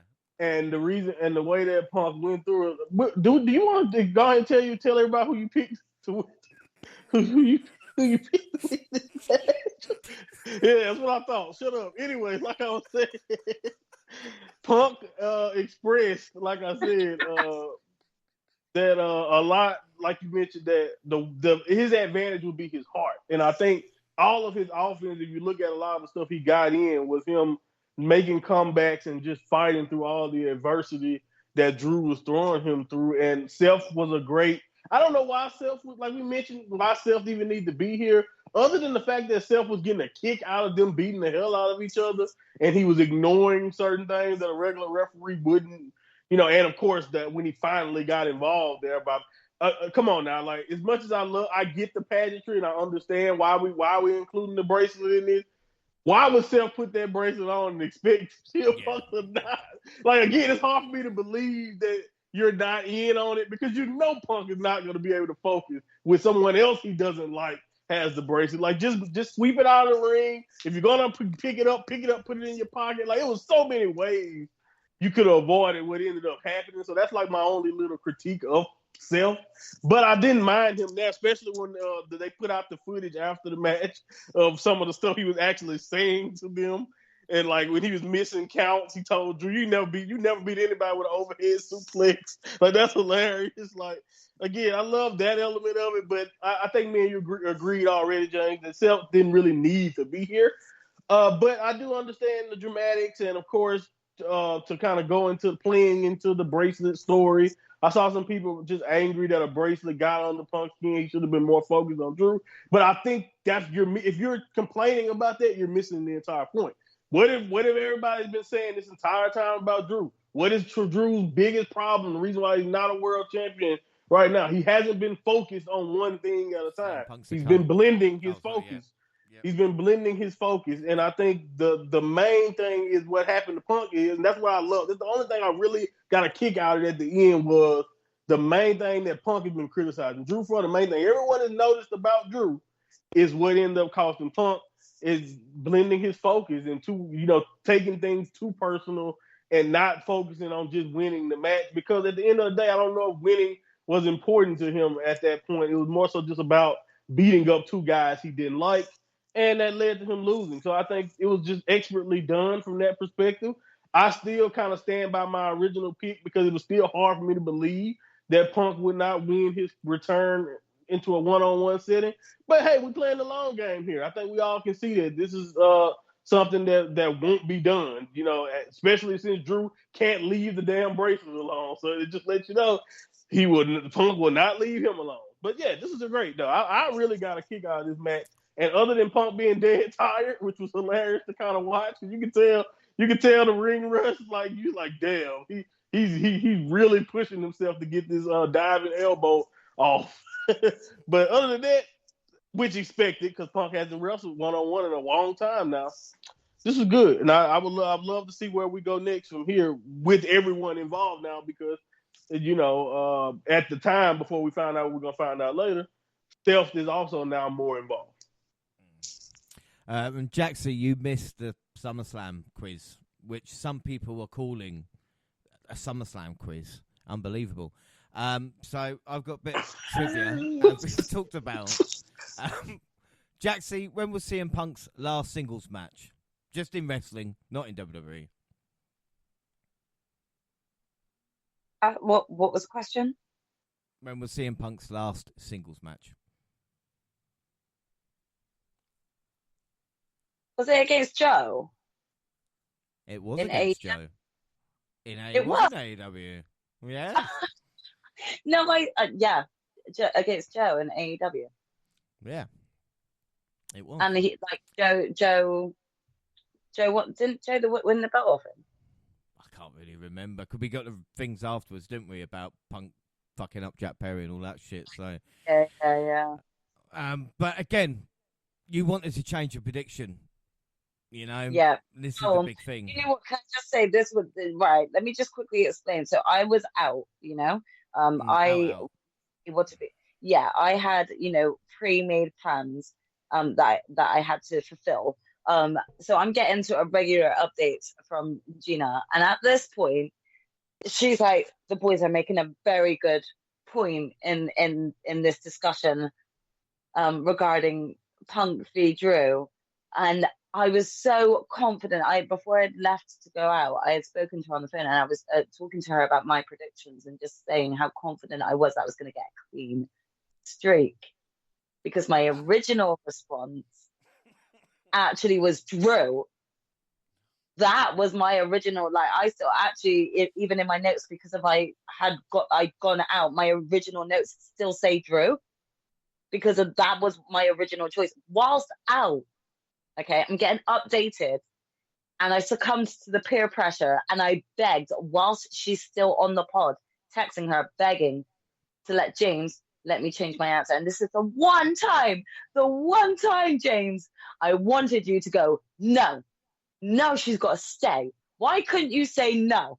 This is the one time I wanted you to say no and not let me change my answer. Fuck you, James. You set me up to fail. Yeah, you do you know what?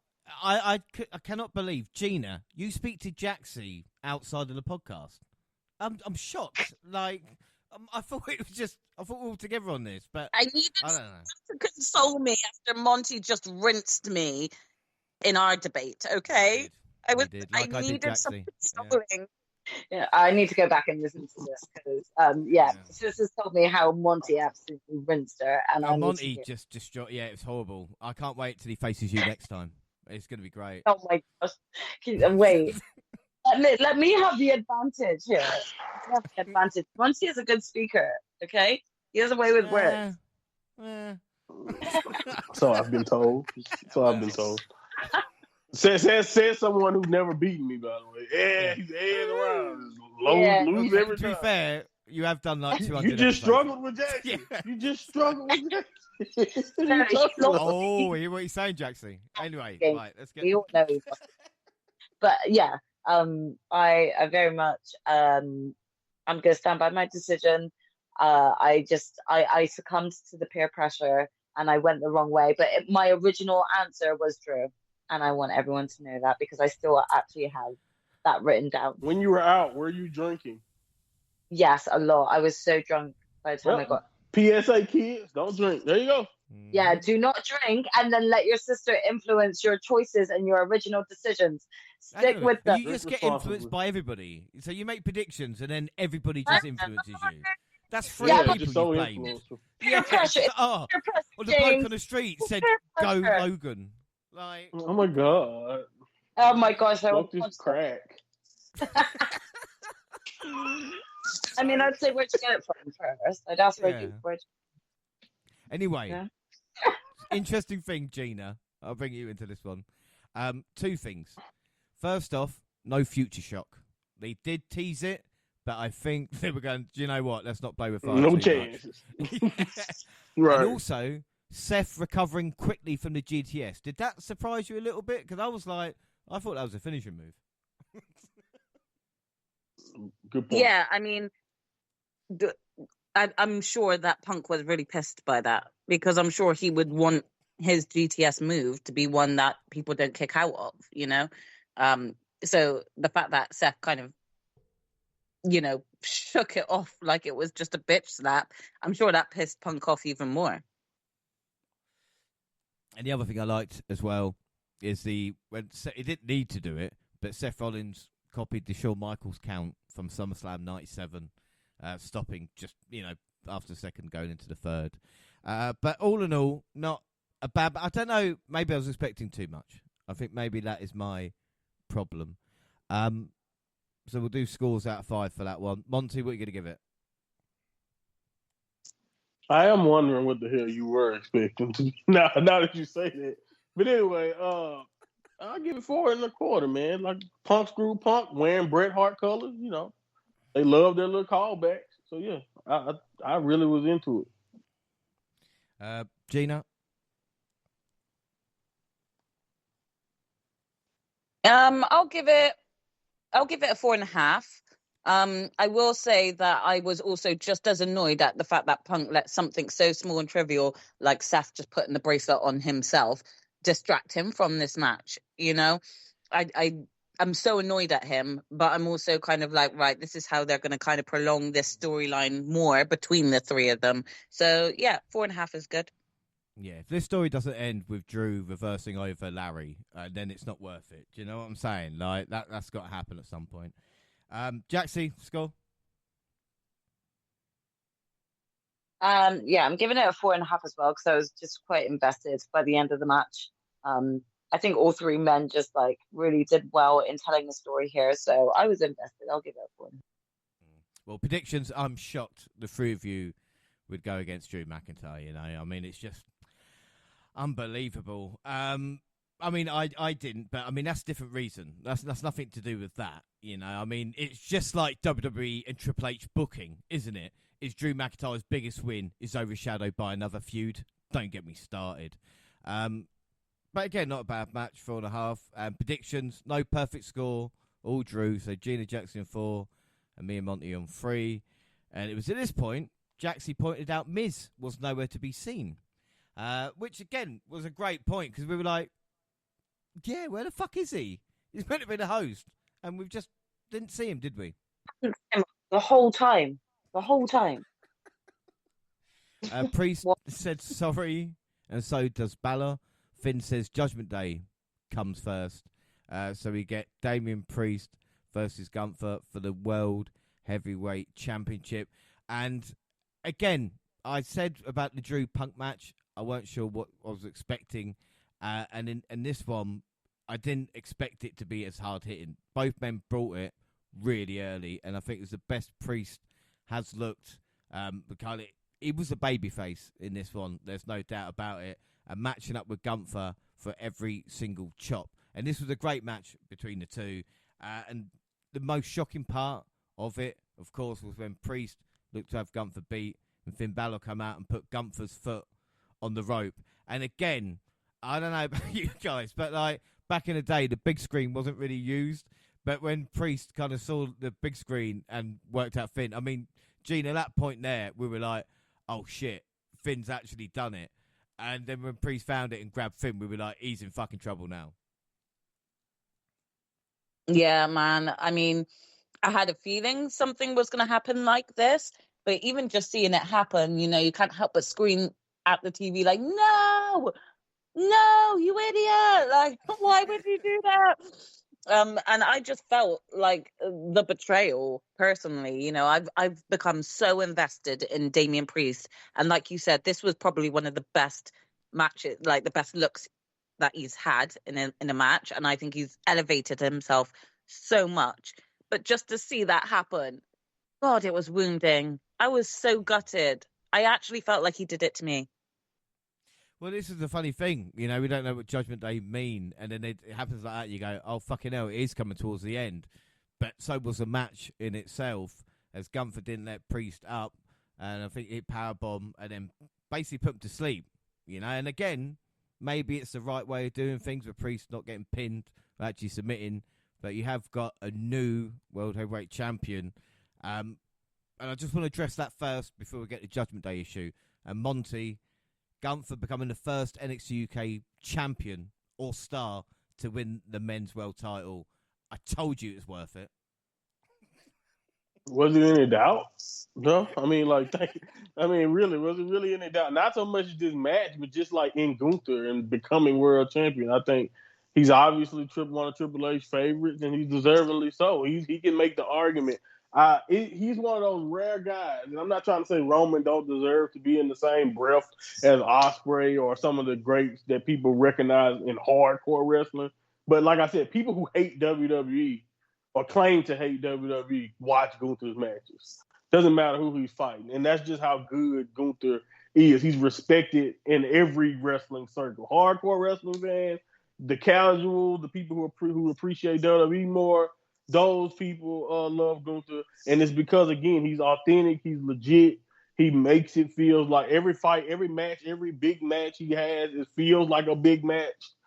And he's just awesome. And I think this match was a testament to that, because even wrestlers who people may not think can fight that smash mouth hard nose style, which I knew he could, because again, as someone who's a big fan of Priest, I've seen him blend styles a lot just in general, but like in NXT, he had a lot of great matches with many different opponents, and just being able to show that mixed martial arts background that he had, it blends very, very well into Gunther's chopping, hard hitting style. And I just love the many times throughout the match he fired up and he just kind of brought it just as much as he took it. And I think, like you're right, James, he was 100% the baby face in this, and I think that's what kind of made him play or look even better in this situation.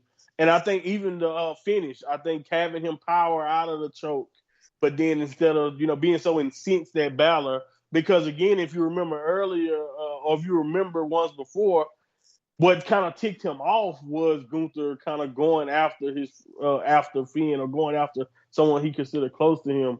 So the fact that you saw that loyalty, and then he gets repaid like that with Finn, by Finn, then he showed that fire. You heard it in the arena. The arena wanted him to get Finn, and for him to get choked out that way from a guy like Gunther, again, we know how unstoppable he has been, so we know what a look that is for Priest. And at the same time, I just thought that for Gunther to be on top, for Gunther to be the world champion, it's just I don't think anyone can make a case. Like, you see him with that belt. How can you act like it don't fit, or that's just not where he belongs? Like, he's a guy that at the end of the day belongs on top of the mountain. It's when you think 75% of his WWE career has been champion. And again, how long will this reign be? Fuck knows. Like, how long does he want it to be? It's crazy. But again, there is a few things. I just want to say as well, talk about the Damian Priest documentary.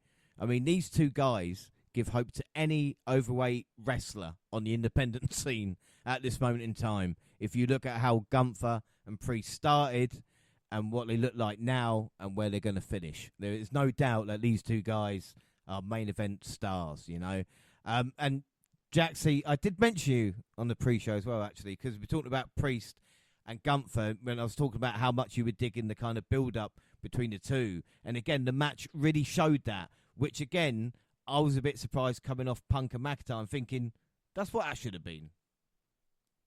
Yeah. I think it was like, it's a match that I think surprised everyone as to how excited or easily anticipated this match actually became. And I think a lot of that has to do with sort of like the story building of both of their individual characters.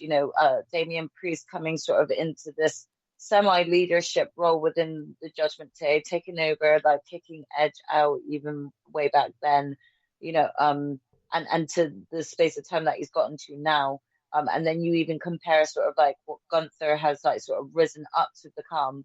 And even after losing the sort of US belt, he's still not US, sorry, Intercontinental belt. He's still had that elevation. So going into this match, you just knew it was going to be special. We've seen Gunther have amazing, like sort of 5-star caliber matches with so many individuals just on the main roster now. And they really built this story up well between the two.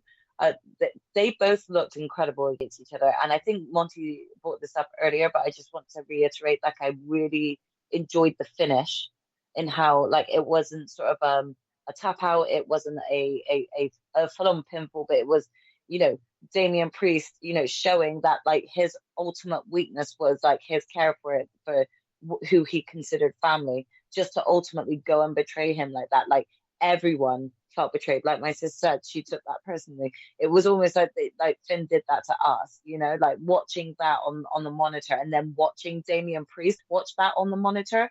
It was like your heart was just really broke for Damian, even reacting to that, So there was just so much investment in this match, and rightly so. Like you said, I was surprised at how much hype this match got from the audience after a match such as Punk and Drew. I thought they might have been a little bit more quieter in this one.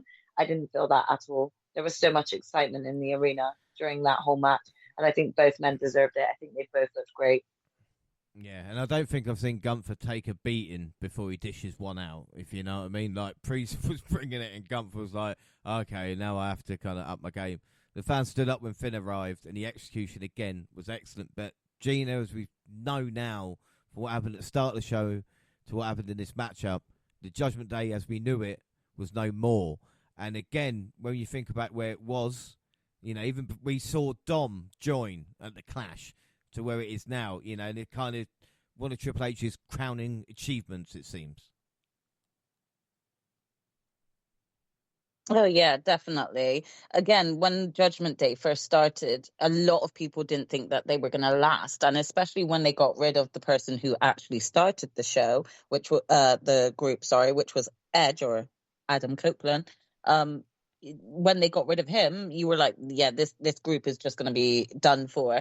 So to see that they've grown to be such a big presence on the roster, you know, of the same caliber as like the Bloodline level, and then to see the foundations slowly start to break down, you know, there's Carlito's kind of slightly joined. I don't know if he's official member still or just in the back, but JD was like the new person before that. I wouldn't really include him, but you had R-Truth who was kind of believing he was part of Judgment Day, you know, so it's kind of like, you know, like when you're in school and you start as year 7, so you're like the fresh meat, and then by the time you get to year 11, you're kind of like leaving, the veterans are like leaving. It's kind of like that, like they're flushing it out, bringing in their new kind of group that they want, and then getting rid of the ones that they think are hindering them. So it's really sad to see, but I also think that hopefully they can still make Judgment Day seem like a formidable team without Mami and Priest a part of it. So you went Priest though in this.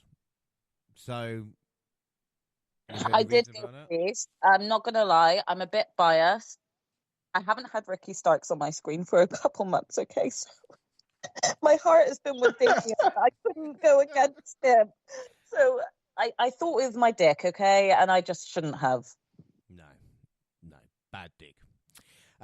Anyway, out of 5 we'll do first. So, Gina, what would you give out of 5? Do you know what? The match was so good. Even though I'm absolutely gutted about it, I tried to get the win with Damien and hoped that they would prolong it. But I'm super happy for Gunther, and they both just gave it their all, and it was such a great match. I'm going to give it 4 3/4.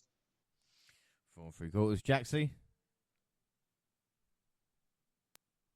I too got it down as 4 3/4. 4 3/4, Monty. I give it 5. This is the perfect blend of angle and wrestling. I just think they beat the hell out of each other the way I like it, and then they also told a beautiful story.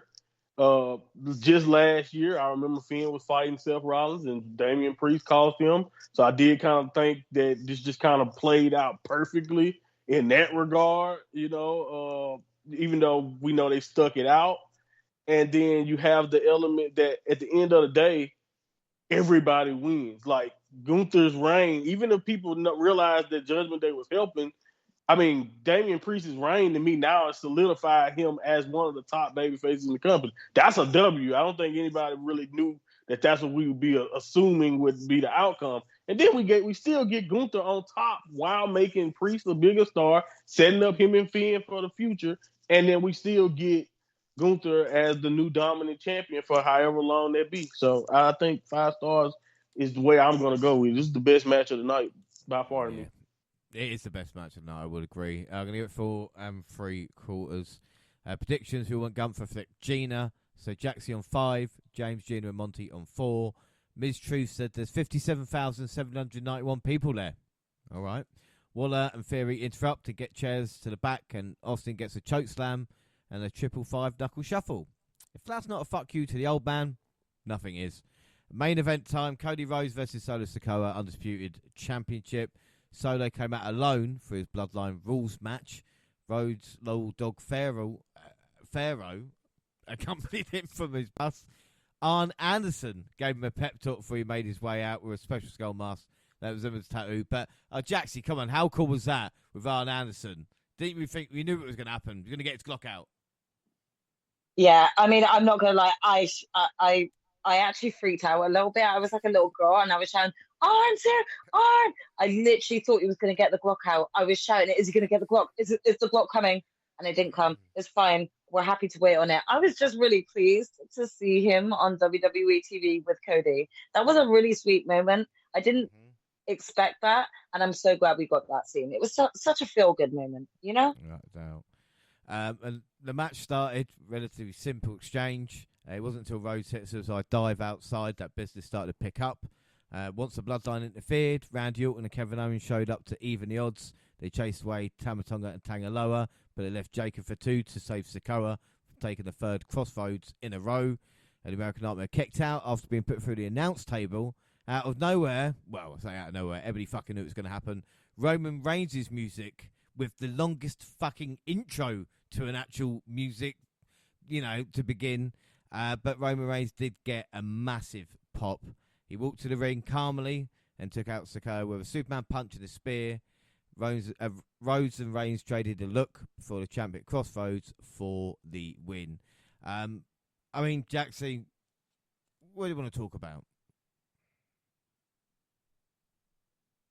I mean, again, can I quickly go back to saying that I couldn't help but just gush over Pharaoh? How, that dog is so beautiful. You cannot deny that dog is not beautiful, you know? So it was really lovely to actually get a chance to see him. But just even coming off of the Arn Anderson scene, I really felt the anticipation going into this match. Like, I really felt like that really helped, set the scene for what was to come, and we were all expecting World War IV against the Bloodline, we knew this was going to be messy, and we knew that there was going to be carnage. I actually enjoyed this match. I thought that just kind of told a very perfect story, if that makes sense. Yeah, I would agree with you. My thing is, Monty, maybe you can help me out with this. I still can't believe how over Cody still is. And I know a lot of people online and everything like this go, Cody's reign, but the response that he gets, even in this, that's where it is on the internet. It's just on the internet, right? Yeah, no, he's the man. I don't care what anybody I know the Roman stands love to try to give off this narrative that his run has been horrible and whatever. He's still number one in merch. And everywhere they go, people scream and they love Cody. At the end of the day, that's what matters the most in this business. He's still the top guy in regards to that, which means he's winning. He's good. And I'm with you, James. I don't think they haven't really switched up the formula. Really, he's just people are behind him, and I love it. I think it's fresh. I really like that they don't have to. They haven't really made him look bad, but at the same time, he hasn't really done anything too special either to keep the people, but everyone is just expecting it. Oh, the fans are going to turn. The fans are going to turn. And it is interesting now when you hear the reaction and just how over Roman is. And which, by the way, you said earlier was a shot at the old man. I wonder how that feel to finally hear something that the old man was working for. The old man worked for that forever and never ever came close for that type of reaction for Roman. And that was just special. But either way it goes, maybe now we can start seeing maybe a turn. A switch, but I think at the end of the day, it's really cool in my opinion because even John Cena, as great as John Cena was as the top guy in babyface, we all know it was blended way before they started acknowledging that it was blended. His reaction, how many people actually like him. So the fact that Cody is still this popular and it's not just the kids is really, really amazing. And I just think a lot of it has to do with the hard work he's put in and the way he presents himself. And at the end of the day, whether you like the angles he's been in since becoming champion, I think he has been one of the most consistent factors about it. And whether you like his style or not. If you don't like Cody's style, then you probably hate it, and you're on the internet telling everybody his reign is bad. But if you love Cody, you're probably in these arenas are paying for that merch because he's right now, again, like you mentioned, still on top. Yeah, and I think, Jaxie said this, and Monty, you've just said it as well. Like he said, the emotional connection that people have with Cody. Like, we're on a journey with him. Like, when we see Arn Anderson, we go, oh, fuck, do you remember, in AEW, and we're on this kind of journey together. And again, speaking about journeys of Roman Reigns finally getting that moment. I mean, Gina, I better not say that, but to see Roman Reigns come back, I knew you were excited to see Roman Reigns come back, but my God, what a reaction. Yeah, I mean, again, we all expected it, but the minute that music dropped, like the goosebumps just everywhere on my body. I was like, no, oh my God, it's happening, it's happening. I was like, I'm not ready. Let me get my beer. Wait, like shouting at the screen, telling Roman to wait as if he can hear me. You know, I was just so excited. So, yeah, I literally could feel like the energy from everybody in the stadium. And just seeing even, you know, like there's loads of videos online that people have put a compilation together of people who was in the crowd or people who was live streaming themselves watching the show, just everyone's reactions to Roman's return. And it's like, it's not a big shock. We all kind of was expecting it. Roman's coming tonight. Roman's going to turn up. But like, yeah, for me, I just screamed like a little girl. I was jumping up and down, watching him come out all slowly. I feel like I've missed seeing the tribal chief take the piss to come out. So I was ready for it. Yeah. But the thing is we deserve these moments, because how many times have we gone into a pay-per-view and gone, oh, you know, X and Y are going to show up and then fucking nothing happens, or there's a mystery opponent and it's just useless. Do you know what I mean? And now it seems at least like a WrestleMania or SummerSlam. Exactly. It felt like we actually got it paid off this time. And, you know, let's just try and forget the fact that The Miz was meant to be hosting this entire event because he was nowhere to be found. I'm glad that they ended up still following through on what people were wanting, and that was Roman's return. Yeah, if The Miz's music had hit at that point, I think the crowd would have been pretty upset. But The crowd would have made him a heel. They would have turned him heel, booed the shit out of him, and said, "We don't want your help. Leave Cody alone." Anyway, and Monty again, not to harp about NXT, but Solo being put in this position, and yeah, he wasn't going to win. Just gonna say it. Biggest match of his career, man. You know. Proud of him, man. Another guy that I'm proud of. Another guy that honestly still have scratched the surface because they've been kind of presenting him a certain type of way. I really think that they don't even know how good Solo really can be, because he has just as much personality as his brothers, but they tell him he's trying to portray a different version of that. They want him to be taken a little bit different, not more seriously, but definitely more seriously, but differently than his two brothers. But it's really, really cool to see him in this spot, and I thought he did a good job. I think we all knew what we were waiting on, so they kind of did him a disservice, because the only thing I will say about Solo is that, like, bro, you were part of Roman's plan, and you seen it didn't work against Cody. So why even wait? Like, from the beginning, you should just be bringing the entire bloodline to just jump them. I know that's not what we want. I know why they did it, for dramatic effect and matches and all that. But we just seen this same plan did not work against Cody. Like, Cody made a great point after. I know you might say it, but he's like, I love bloodline rules matches. I'm undefeated in them. Like, right, that's Cody's match, and that's a good point, because at the end of the day, he seems to have a formula. All he needs is someone to have his back. So yeah, you might be better off fighting Cody in a straight up match where you can screw him the right way. Yeah, that's an excellent point. And also, we should say Jacob Fatu, as he went through the announce table, injured. We don't know if it's if it's storyline injury or something more serious. We hope it's not, because like I said, the guy's been on fire recently. And again, all in all, like I said, another really well put together matchup. So scores out of 5 then. Jaxie, what would you give it? I'm going to give this a 4 3/4 as well. Like, this is a great match. I'm giving it a 4 3/4 because I didn't give the previous match a 5, but I feel like both matches, the penultimate and this one, were on the same level. So I could have given them. I wanted to give them the same ranking. I mean, to be honest, all 3 matches all kind of are all at 4 3/4 for me. All 3 final matches. Gina. Do you know what? I'm going to be really difficult here. Can I actually change my score for the previous match? Gunther. Have you not and learned about changing? listen, the G site change. has just Say hit. the same. The G site just hit. I got to do it. You know, Look, I've made a podcast career for not changing. All right, and yes, that sacrificed personal relationships, but you know, don't change. Bruv, I just want to give them a score of 5. Okay, so give Damien and Gunther a 5 from me, and then give this match a 5 from me as well. Thank you, Mr. Rollins. I like it. Monty, what did you score it? Yeah, I give it 4.5. Good stuff.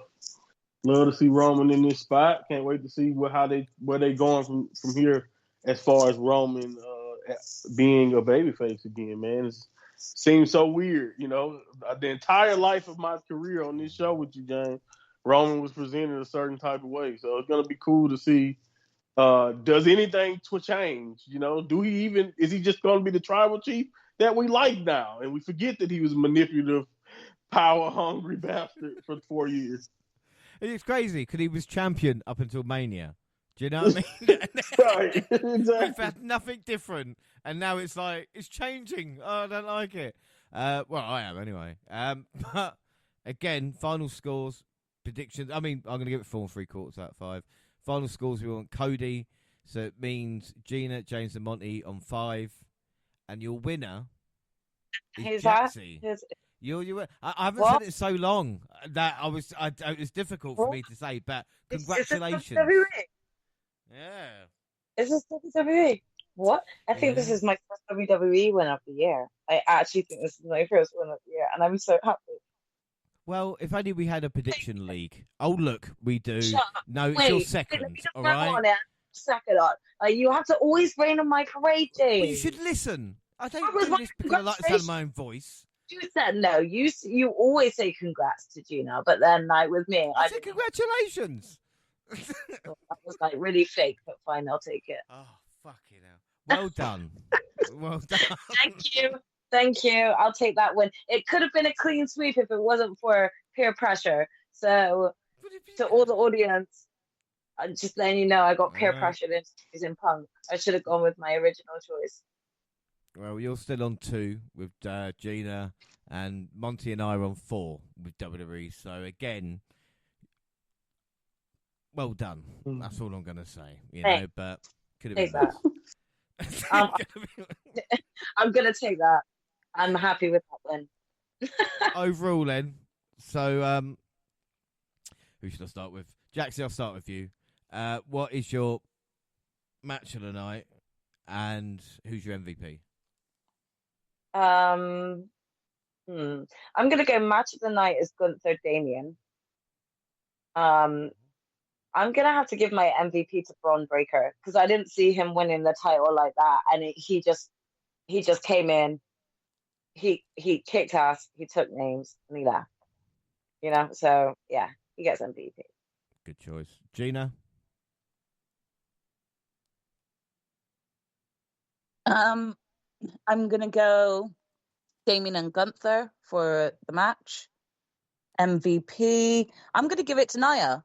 Fair play. She said she was gonna go and brock up Bailey, and that's what she did. Monty. I'm gonna give a special shout out for Roman's return as well, though. Yeah. Just a special shout out for him. I bet it was like a ball slide in your house.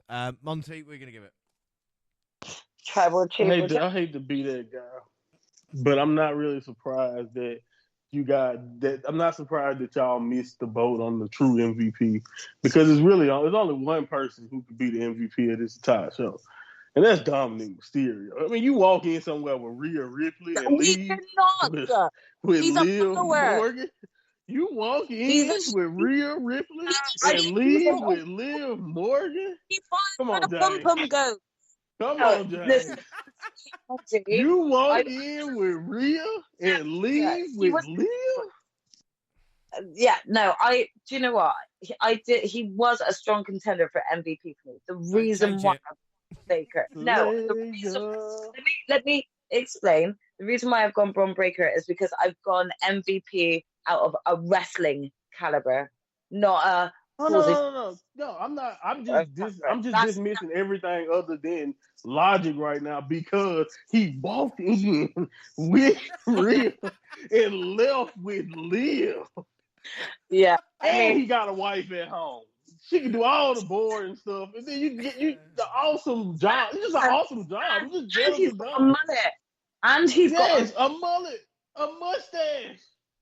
a mullet and a And, mustache, and and he pressed Logan Paul about Japan. We haven't even gotten there, but he pressed Logan Paul about Japan. Like, Dom is my favorite wrestler right now, to be honest. that was, oh my god, that was so, that clip. Oh my god, that was hilarious. Are you even allowed there?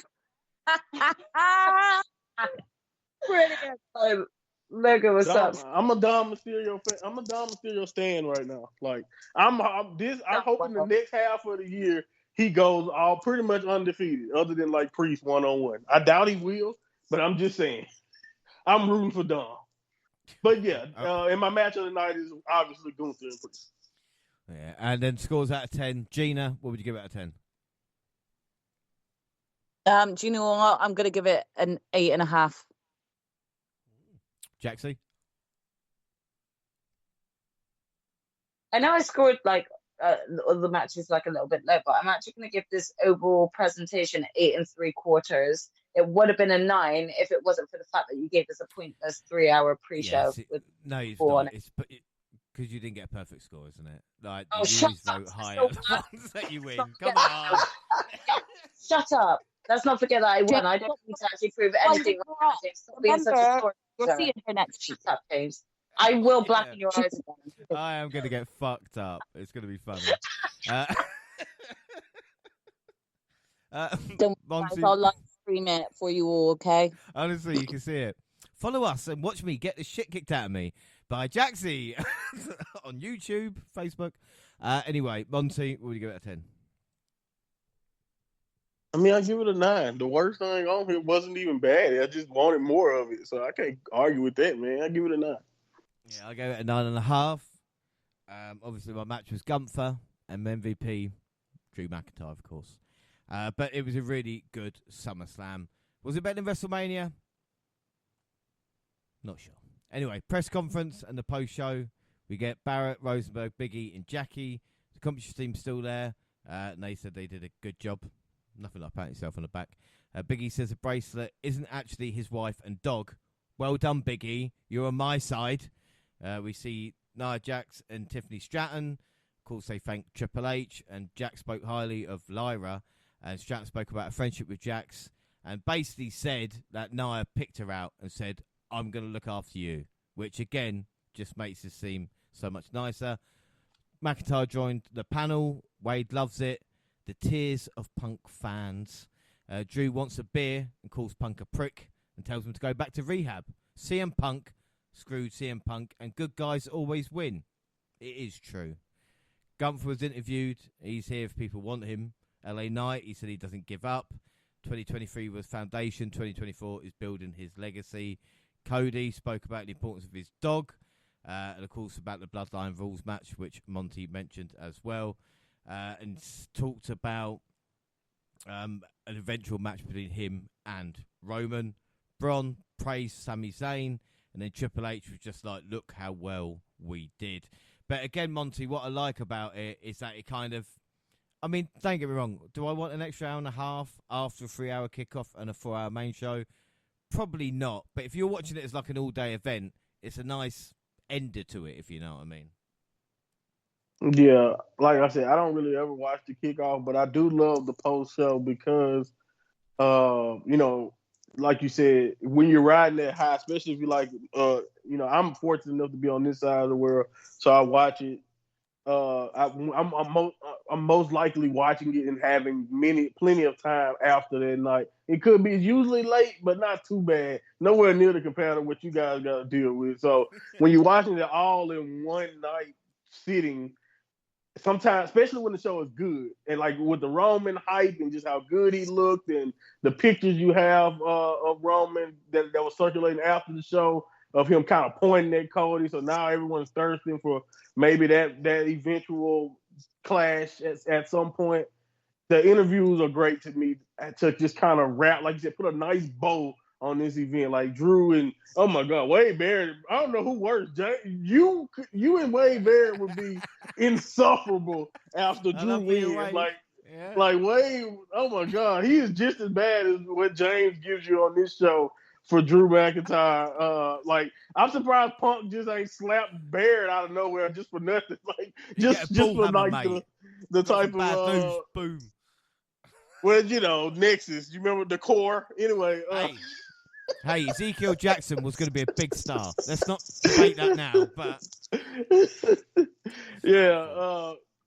Either way it goes, no. But no, again, the show is great, though. The show is great. Like you said, getting Naya's perspective, getting everyone's perspective, and just like having that nice bow to put on the show is always a good time. I use it on stage for Triple H because 9 times out of 10, not that interested what Triple H says, so I just go to sleep with Triple H come on, do a fit. And I pretty much know what he said, James. Like, how many attendance records they broke in Cleveland? Yeah, I'm pretty sure he said something like that. 9 times out of 10. I didn't want to go into too much detail, but we'll move on to Raw. August 5th, and Ludwig Kaiser returned to introduce a new world champ, Gunther. Nothing scares him, apart from the fireworks that did make him jump a little bit, I'm not going to lie. Randy Orton interrupted. He rightly said his shoulder wasn't down at King of the Ring. He called Gunther German, but hey, the bash is there. Nice. So, make a bigger reaction, I suppose. If that was the plan or not, it worked. But again, as we spoke about, Jaxie, it's long-term storytelling, you see. That whatever the King of the Ring and our first title defense, Randy Orton, fits like a glove, doesn't it? I mean, yeah, like I don't think that you could like create a better setup than this. Especially for someone like Randy Orton, and there's always going to be excitement behind that. Like you said, for anyone who's been a fan of wrestling, but especially back in what was it, like 2012 to 2014, like around that era of like them sort of being back together back then. This really is long-term storytelling, and this is something that's finally going to pay off. I'm very intrigued and excited to see this feud between them. Well, Sheamus beat Kaiser in a match which put hairs on Ludwig's chest. An infuriated Damien Priest marched to the ring and called out Finn Balor. Balor said JD would face him later, and from there, Balor introduced a new Judgment Day, which included Madonna, Dominic Mysterio, Liv Morgan, Carlito, and himself. So there we go, Gina. We know the new Judgment Day, and a lot of people saying, should they change the name? I don't think they should. That sticks a nail in, and it means Liv has taken everything away from Rhea. Yeah, I don't think that they should change their name at all. I think Judgment Day still works. I think if they were going to change the name, they should have changed it after they got rid of Edge, i.e. Adam Copeland, So I think they should keep themselves as the Judgment Day. And yeah, Liv did what she set out to do. She said she was going to take everything from Rhea, and she actually fucking did it. Fair play, Liv. Yeah. Fair Baszler play. and Lyra ended in DQ when the Hills attacked. Damage Control arrived to get some payback. CM Punk hit the ring to a not great ovation. But Seth Rollins interrupted. Two nearly came to blows. McIntyre interrupted and told it was quite funny. He was like, hey, look at me. Look at me. And it's like, oh, fucking hell, Drew.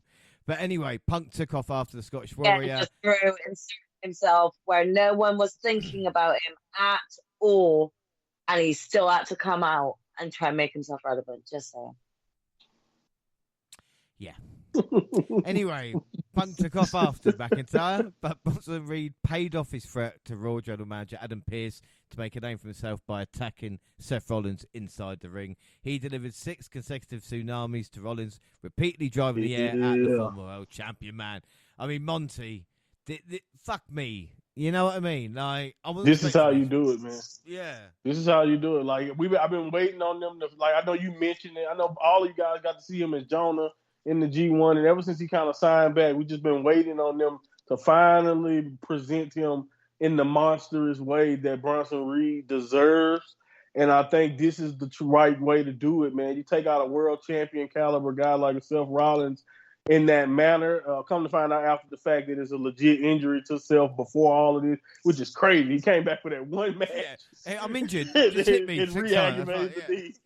Yeah. But I love it. I love the way Also, you take. R-Truth dead too. Just saying. Well, yeah, that's the next week Don't he move next week. We'll continues get to there in a kill minute. people. I'm Right. sorry, I'm just saying, like he killed Seth this week, but then R-Truth, like this is definitely, I agree with you, Monty. It gave me New Japan, Bronson Reed vibes, you know. Yeah, and I think that the beautiful thing is when he hit the tsunami in Japan, I think everybody know or remember the Japanese people. Every time he would just get on the top rope, everybody would stand up. The aura in the building would change, and I think if you can notice Like now, since they're you'd starting hear to a do it in gasp. WWE, So everybody is doing the same thing. Like, yeah, it's now the energy around that move has made Bronson an attraction to the point to where these people were just chanting Seth's song. We're telling him to do it again. yeah. So R-Truth of all people, I felt that for Yeah. Like, that's how over it gets. So I think this is the best way to do it. I think going forward, Bronson can be a very, very good dominant monster and somebody who can be credible to possibly challenge for titles. Maybe put him in the ring with I'm about to call him Bronson's Breaker. But yeah, so many Brons right there. But anyway, yeah, Braun That's what they're Strowman, going Braun for. You didn't think it Breaker, would be success, Bronson yeah. Reed. I even think like actually have like a very decent match between Bronson Reed and Gunther. Like I think that would be awesome. Yeah. Oh, definitely. They would. Oh man. That would go hard. Take my money. I don't know who would be the face, but I don't even think we need one. Just let them go fight. Listen, like book that for one of your pay-per-views, especially with Gunther as a champion right now, because I just feel like that would actually go over so well and would really showcase Bronson really well as well. I feel sorry for Reed's chest, but yeah, like you said, that would be incredible. And again, so much potential, even with Leah, what they're doing with Pete Dunne at the moment, Sheamus, Ludwig. Do you know what I mean? Like they're building up now, and it's good. And I'm not racist, but right, the New Day, right, showed up, and they beat AOP thanks to returning star. But I don't think that's Biggie. I mean, I don't want to be racist here, but do you know what I'm saying? They brought back Odyssey Jones. And again, people are probably thinking, who the fuck is this? This is the guy that's been called up, last year? Has not done much. And showed up. Over 400 days. It's been unbelievable. Don't get me wrong. He looked incredible in his little actions. But then I thought, we can't be having like a New Day cut-off, or rip-off. And then it seems like Xavier Woods wasn't that thrilled. I mean... I'm going to say that's the opposite of what's going on, by the way. It's not a New Day rip-off. Like, even backstage, before like they were even out in the ring, like there was just something off with Xavier. Almost like he's just kind of like I can't help but wonder whether or not he's already wondering whether or not Kofi coming in all excited with Odyssey being brought in to like team up with them. I'm wondering whether or not Xavier is already going through that mind of, are you trying to replace E right now? Like I could just see that sort of those cogs like going, and I instantly from the backstage segment said to Gina, like, seriously, I do not want this to happen, but I'm really worried that Xavier is going to turn on Kofi for bringing in Odyssey as if he's replacing E. And I really hope that doesn't happen, because I really don't think that New Day ever have to split up. But I'd rather have them split up than have Jones kind of join them as, like you said, that's not the New Day. Yeah. You know? Yeah. So, like, I mean, were you getting a similar like vibe from Xavier? Because I like got he it just from Woods, but I was just after you see Triple H, you know, Triple H, you know, with the Bobby Lashley thing and everything like this, and then all of a sudden, like, he's going, oh yeah, I'll just see Jones in the New Day, and I'm like, what?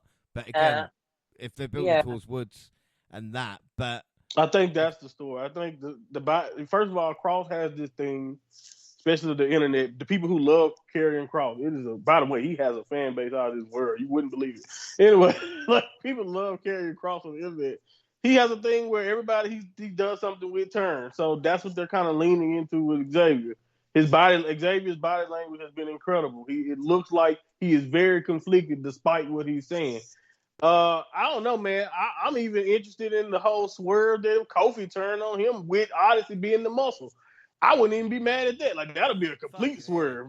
You know what I mean? Like, yeah, but I think Odyssey's been working his ass off to try to get into the ring. Like, he's been working in the dungeon with Natalia and doing a lot of work to finally fix. And that's the weird thing about calling him up so soon. I think me and you know, James, in NXT, he got injured seriously a couple of times. I knew what the potential, like the strength and all that, and the size that he had. But I'm really interested to see, like, has he put the pieces together to even be, whether he's teaming with them or not. You know what I mean? Whether I'm really interested from a selfish point of view for Odyssey to see what they think and what they actually have there, because this was an impressive debut nonetheless. But I don't think it's trying to replace Big E. I think those vibes you're getting is done on purpose. Good. Thank you. God. I think that's what they're trying to do. Yeah. Because it'll be stupid. It'll just be stupid to try to not even Odyssey, just anybody in that place would be stupid. I don't care who it is. I agree with Monty. I think that they want us as the audience to believe that that's what's happening. Like Odyssey is coming in as a replacement E, and I think that is like sort of the cog in the motion that is going to actually have Xavier sort of doubt his intentions towards this, which will then cause the drift. So I don't think that this is like them actually going, no, we want a complete New Day again. I think that this is actually pure storyline. Yeah, because I think we all would rather the New Day just be done if they're instead of adding another member just out of nowhere. Just break them up. If that's what we're gonna do. Yeah, they got too much of a history, and it's like, when, not if, but when they get inducted in the Hall of Fame, like it should just be those three. Like we don't need like another. Like that's just that never works. Yeah, like. Right, that never works. Like, when have you ever just added members? And then, like, that never really works, especially a 3-man group. That don't work. DX with Kane. Anyway, I did like the turtle gear. I did like. Like, did Hornswoggle get in the Hall of Fame for DX? Yeah, the turtle gear was cool, and also what's really cool is the Roman Reigns shredder. Anybody listening want to get me that? Go on. Looks like Miz might turn again, and he in truth lost to Waller. And Theory looks he's supposed to, if we're being honest, by the way. I know, like, fuck me. Priest and JD were having a banger. Khalito, Dom, and Liv made their presence felt for Finn Balor attack, drawing a DQ win for the Archer of Infamy. Ray Ripley made the save, chasing off Mysterio and Morgan for joining Priest in laying out JD to close out the segment. Gina, how fucking cool was this? I don't think I've ever been this aroused. I mean, yeah, I don't think that this scene would have worked for any other female. Like, it would have just been too unrealistic if they tried to do this with, I don't know, Seth getting beaten up in the ring by Judgment Day and Becky Lynch coming out to beat JD up. It just wouldn't have the same effect. Mommy ran through Carlito and JD and Dom and whoever else. She ran through them all like they were nothing, and it was realistic. You can believe that she can do that to them because she has done so before, And yeah, she looks like a baddie, and I'm glad that she had Damien's back because they both need each other at this time of betrayal. Yeah. Can I say something now? And I know probably we won't remember me saying this, and I'll write it down for my predictions, but after seeing what happened on Raw with those two there, reckon we see that scene the night after WrestleMania. Like, those two guys are going to be, like Monty said earlier with Priest, just such an overface, and Ripley's was already there, and now the fans are right behind her. We see Io beat Sonya. Then the main event, the Wyatt Six made their in-ring debut in Baltimore, the site of the Wyatt family's first appearance 11 years earlier, versus American Made. Really, Chad? American Made. Monty, you Americans sometimes are just weird. Anyway, Shatter playing gave me chills. And how fucking cool does Dexter look? Just unbelievable. Eventually, Gacy made a tag to Rowan, and any chance the Hills had ended. Rowan obliterated the competition and joined Loomis and Gacy in earning the win. And we see Uncle Howdy and Abby the Witch coming into the ring. And I mean, what an ending. And Monty, again, we spoke about this, and especially, love for the Wyatt family, but what a moment. Yeah, man, this is special, man. Like you said, the amount of callbacks to just Bray Wyatt's career, the original kind of like Wyatt family team, a lot of the moves and stuff they did. You had, Rowan in there doing callbacks to Luke Harper and just, just Brody. Just so much. Just can make anyone emotional, especially if you just know anything about, just how cool and just how special the Wyatt family were and just what they mean to a lot of people and a lot of us. And this match had all of that.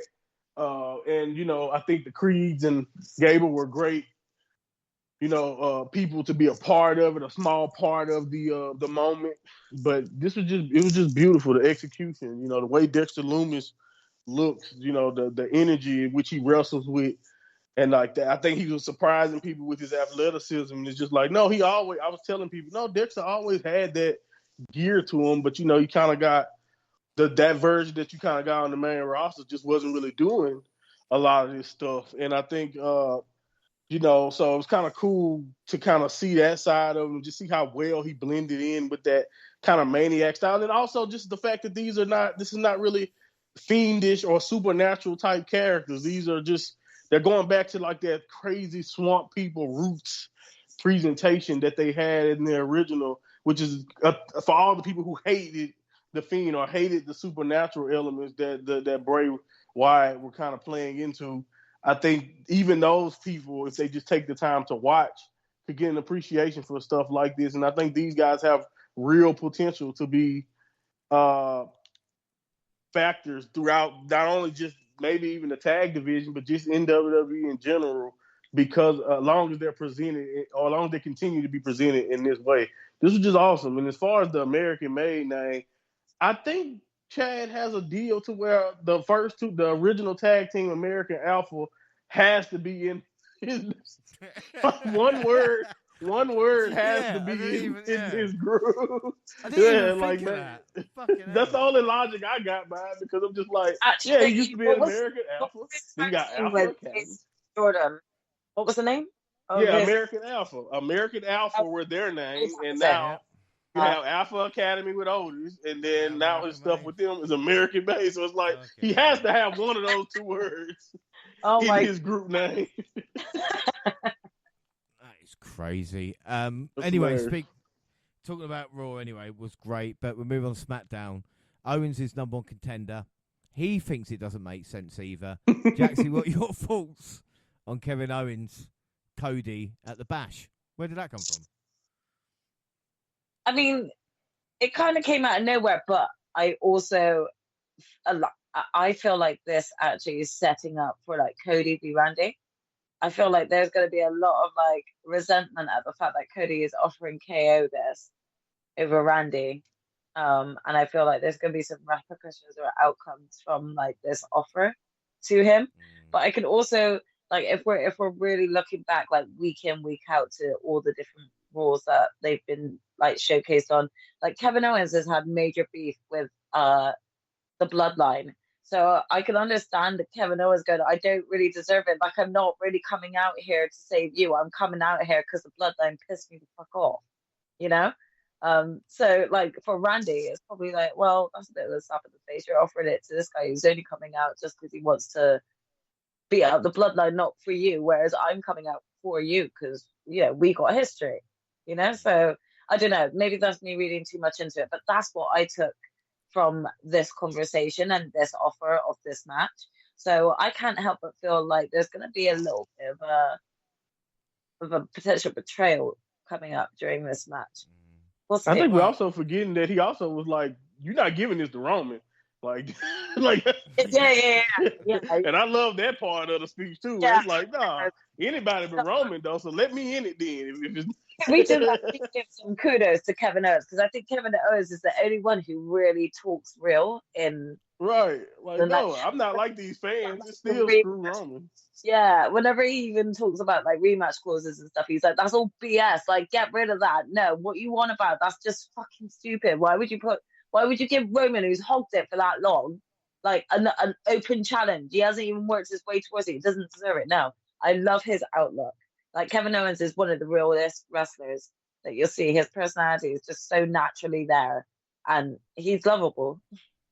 Yeah, but Drew would have more of a chance than Owens has at fucking winning the title, and he's got none either, has he? So, but we'll see what Drew. happens. Kevin Owens heel turn, bro. Kevin Drew Owens heel lost that. turn. I'm trying to tell you. Yeah, but then We need another Cody's key. gonna have the Drew Rey kinda Mysterio have problem, isn't he? involved. He's gonna have That's it. Cody's gonna have everybody turning on him, so he's gonna have Owens turn, I then mean, Orton turn. they don't have heels, so what else can you do? Well, I don't know. A babyface versus babyface match. We did get Andrade and Santos in their first WWE match. Very good stuff. And the show ended with Sikoa calling out Reigns. The former champion arrived and took out Tama and Loa before squaring off with his cousin in the ring. He beat up Sikoa, but he was picking up his, well, whatever the necklace is. I'm not going to try and pronounce it. He was blindsided by the tag champs. Managed to take them out. Oola falla. But Sikoa escaped with the necklace. Gina, what did you think of this? Because Roman just fucked them all up. I mean, it was expected, though, right? If he didn't, then we'd be like, "What are you doing?" But no, it was great. I was all here for it, and I kind of wanted more. If I'm truly honest, I felt like it happened so quick. I had to watch it twice. Yeah, but the funny thing is when Jacob Fatu shows up and he's like, "I'm going to need another 3 guys." You know what I mean? Like, No, but Yeah, that's what I'm saying. Like, we have to legitimize him. Like, Roman is gonna have to get his ass whooped.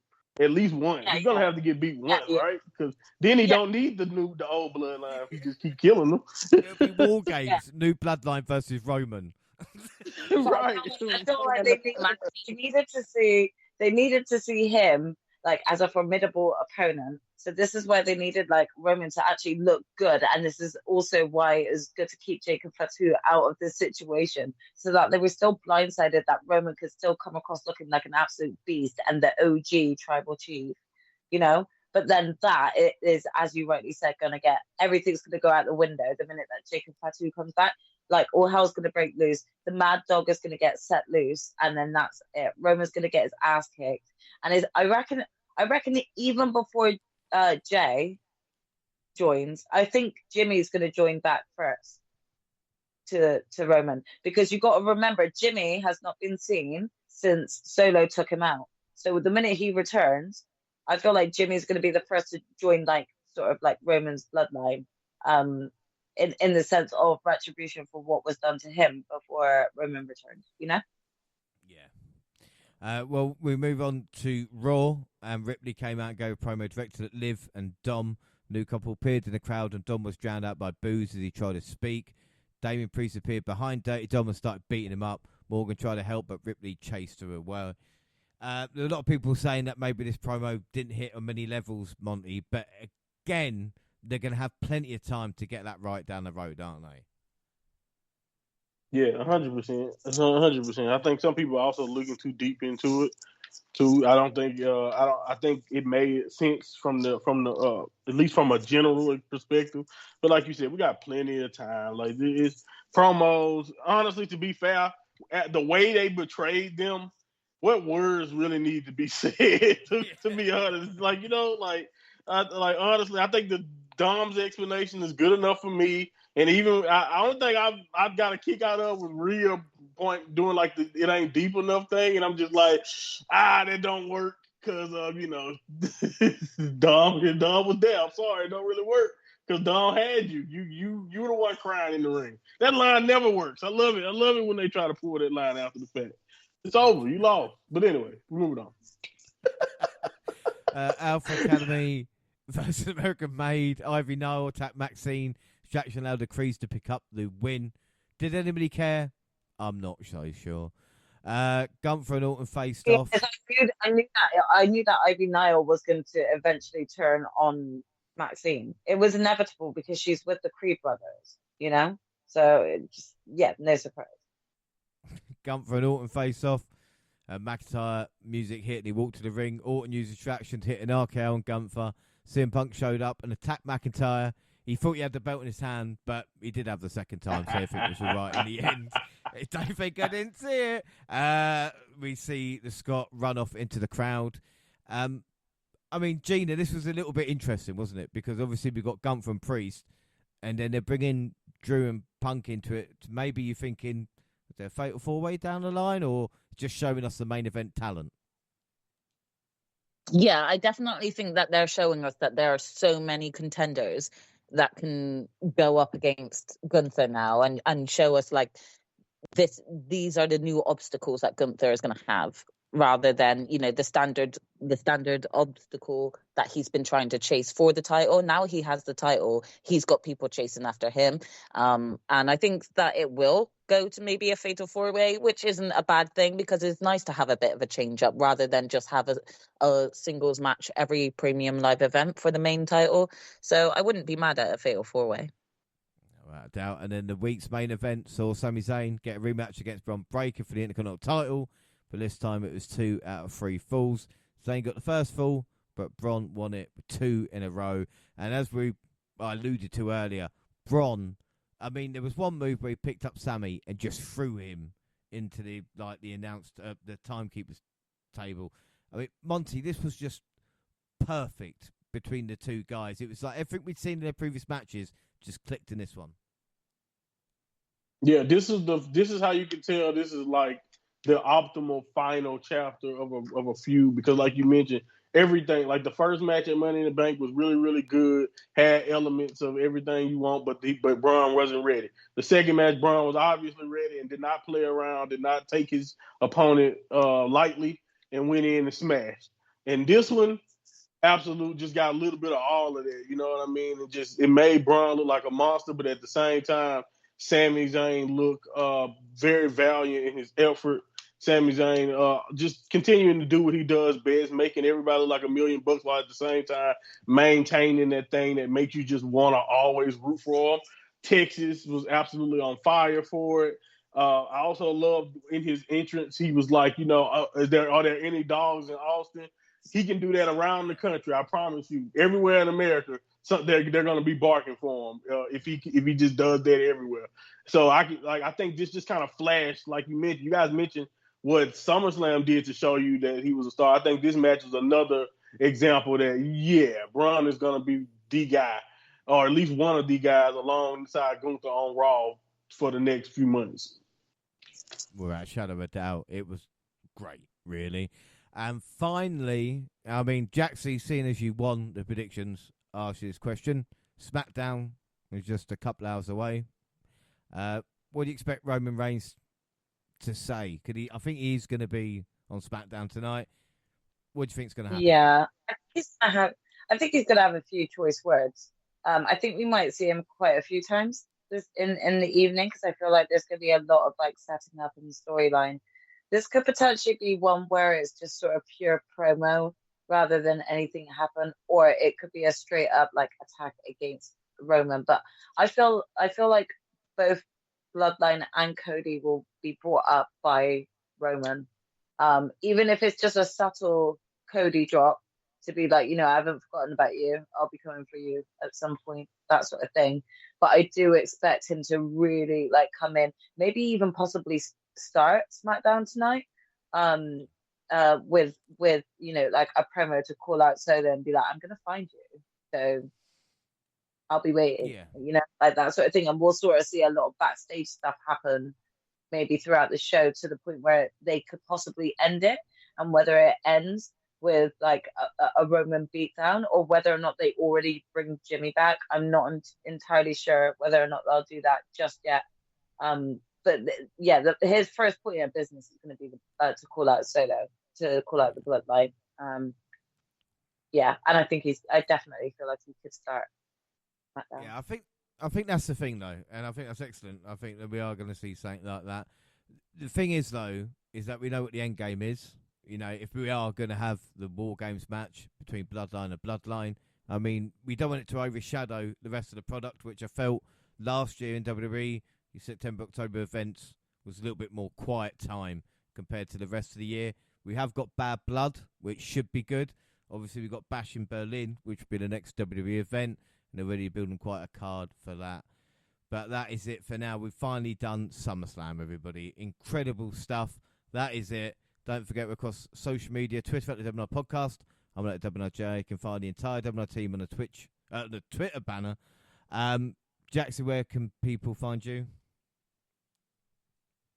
I'm across Instagram, X/Twitter, Twitch, at Jaxie Scarlett. Come join me on Twitch. We're playing some horror games, some multiplayer games, a lot of Baldur's Gate 3. So yeah, come join me and my sis on Fridays where we do normally stream.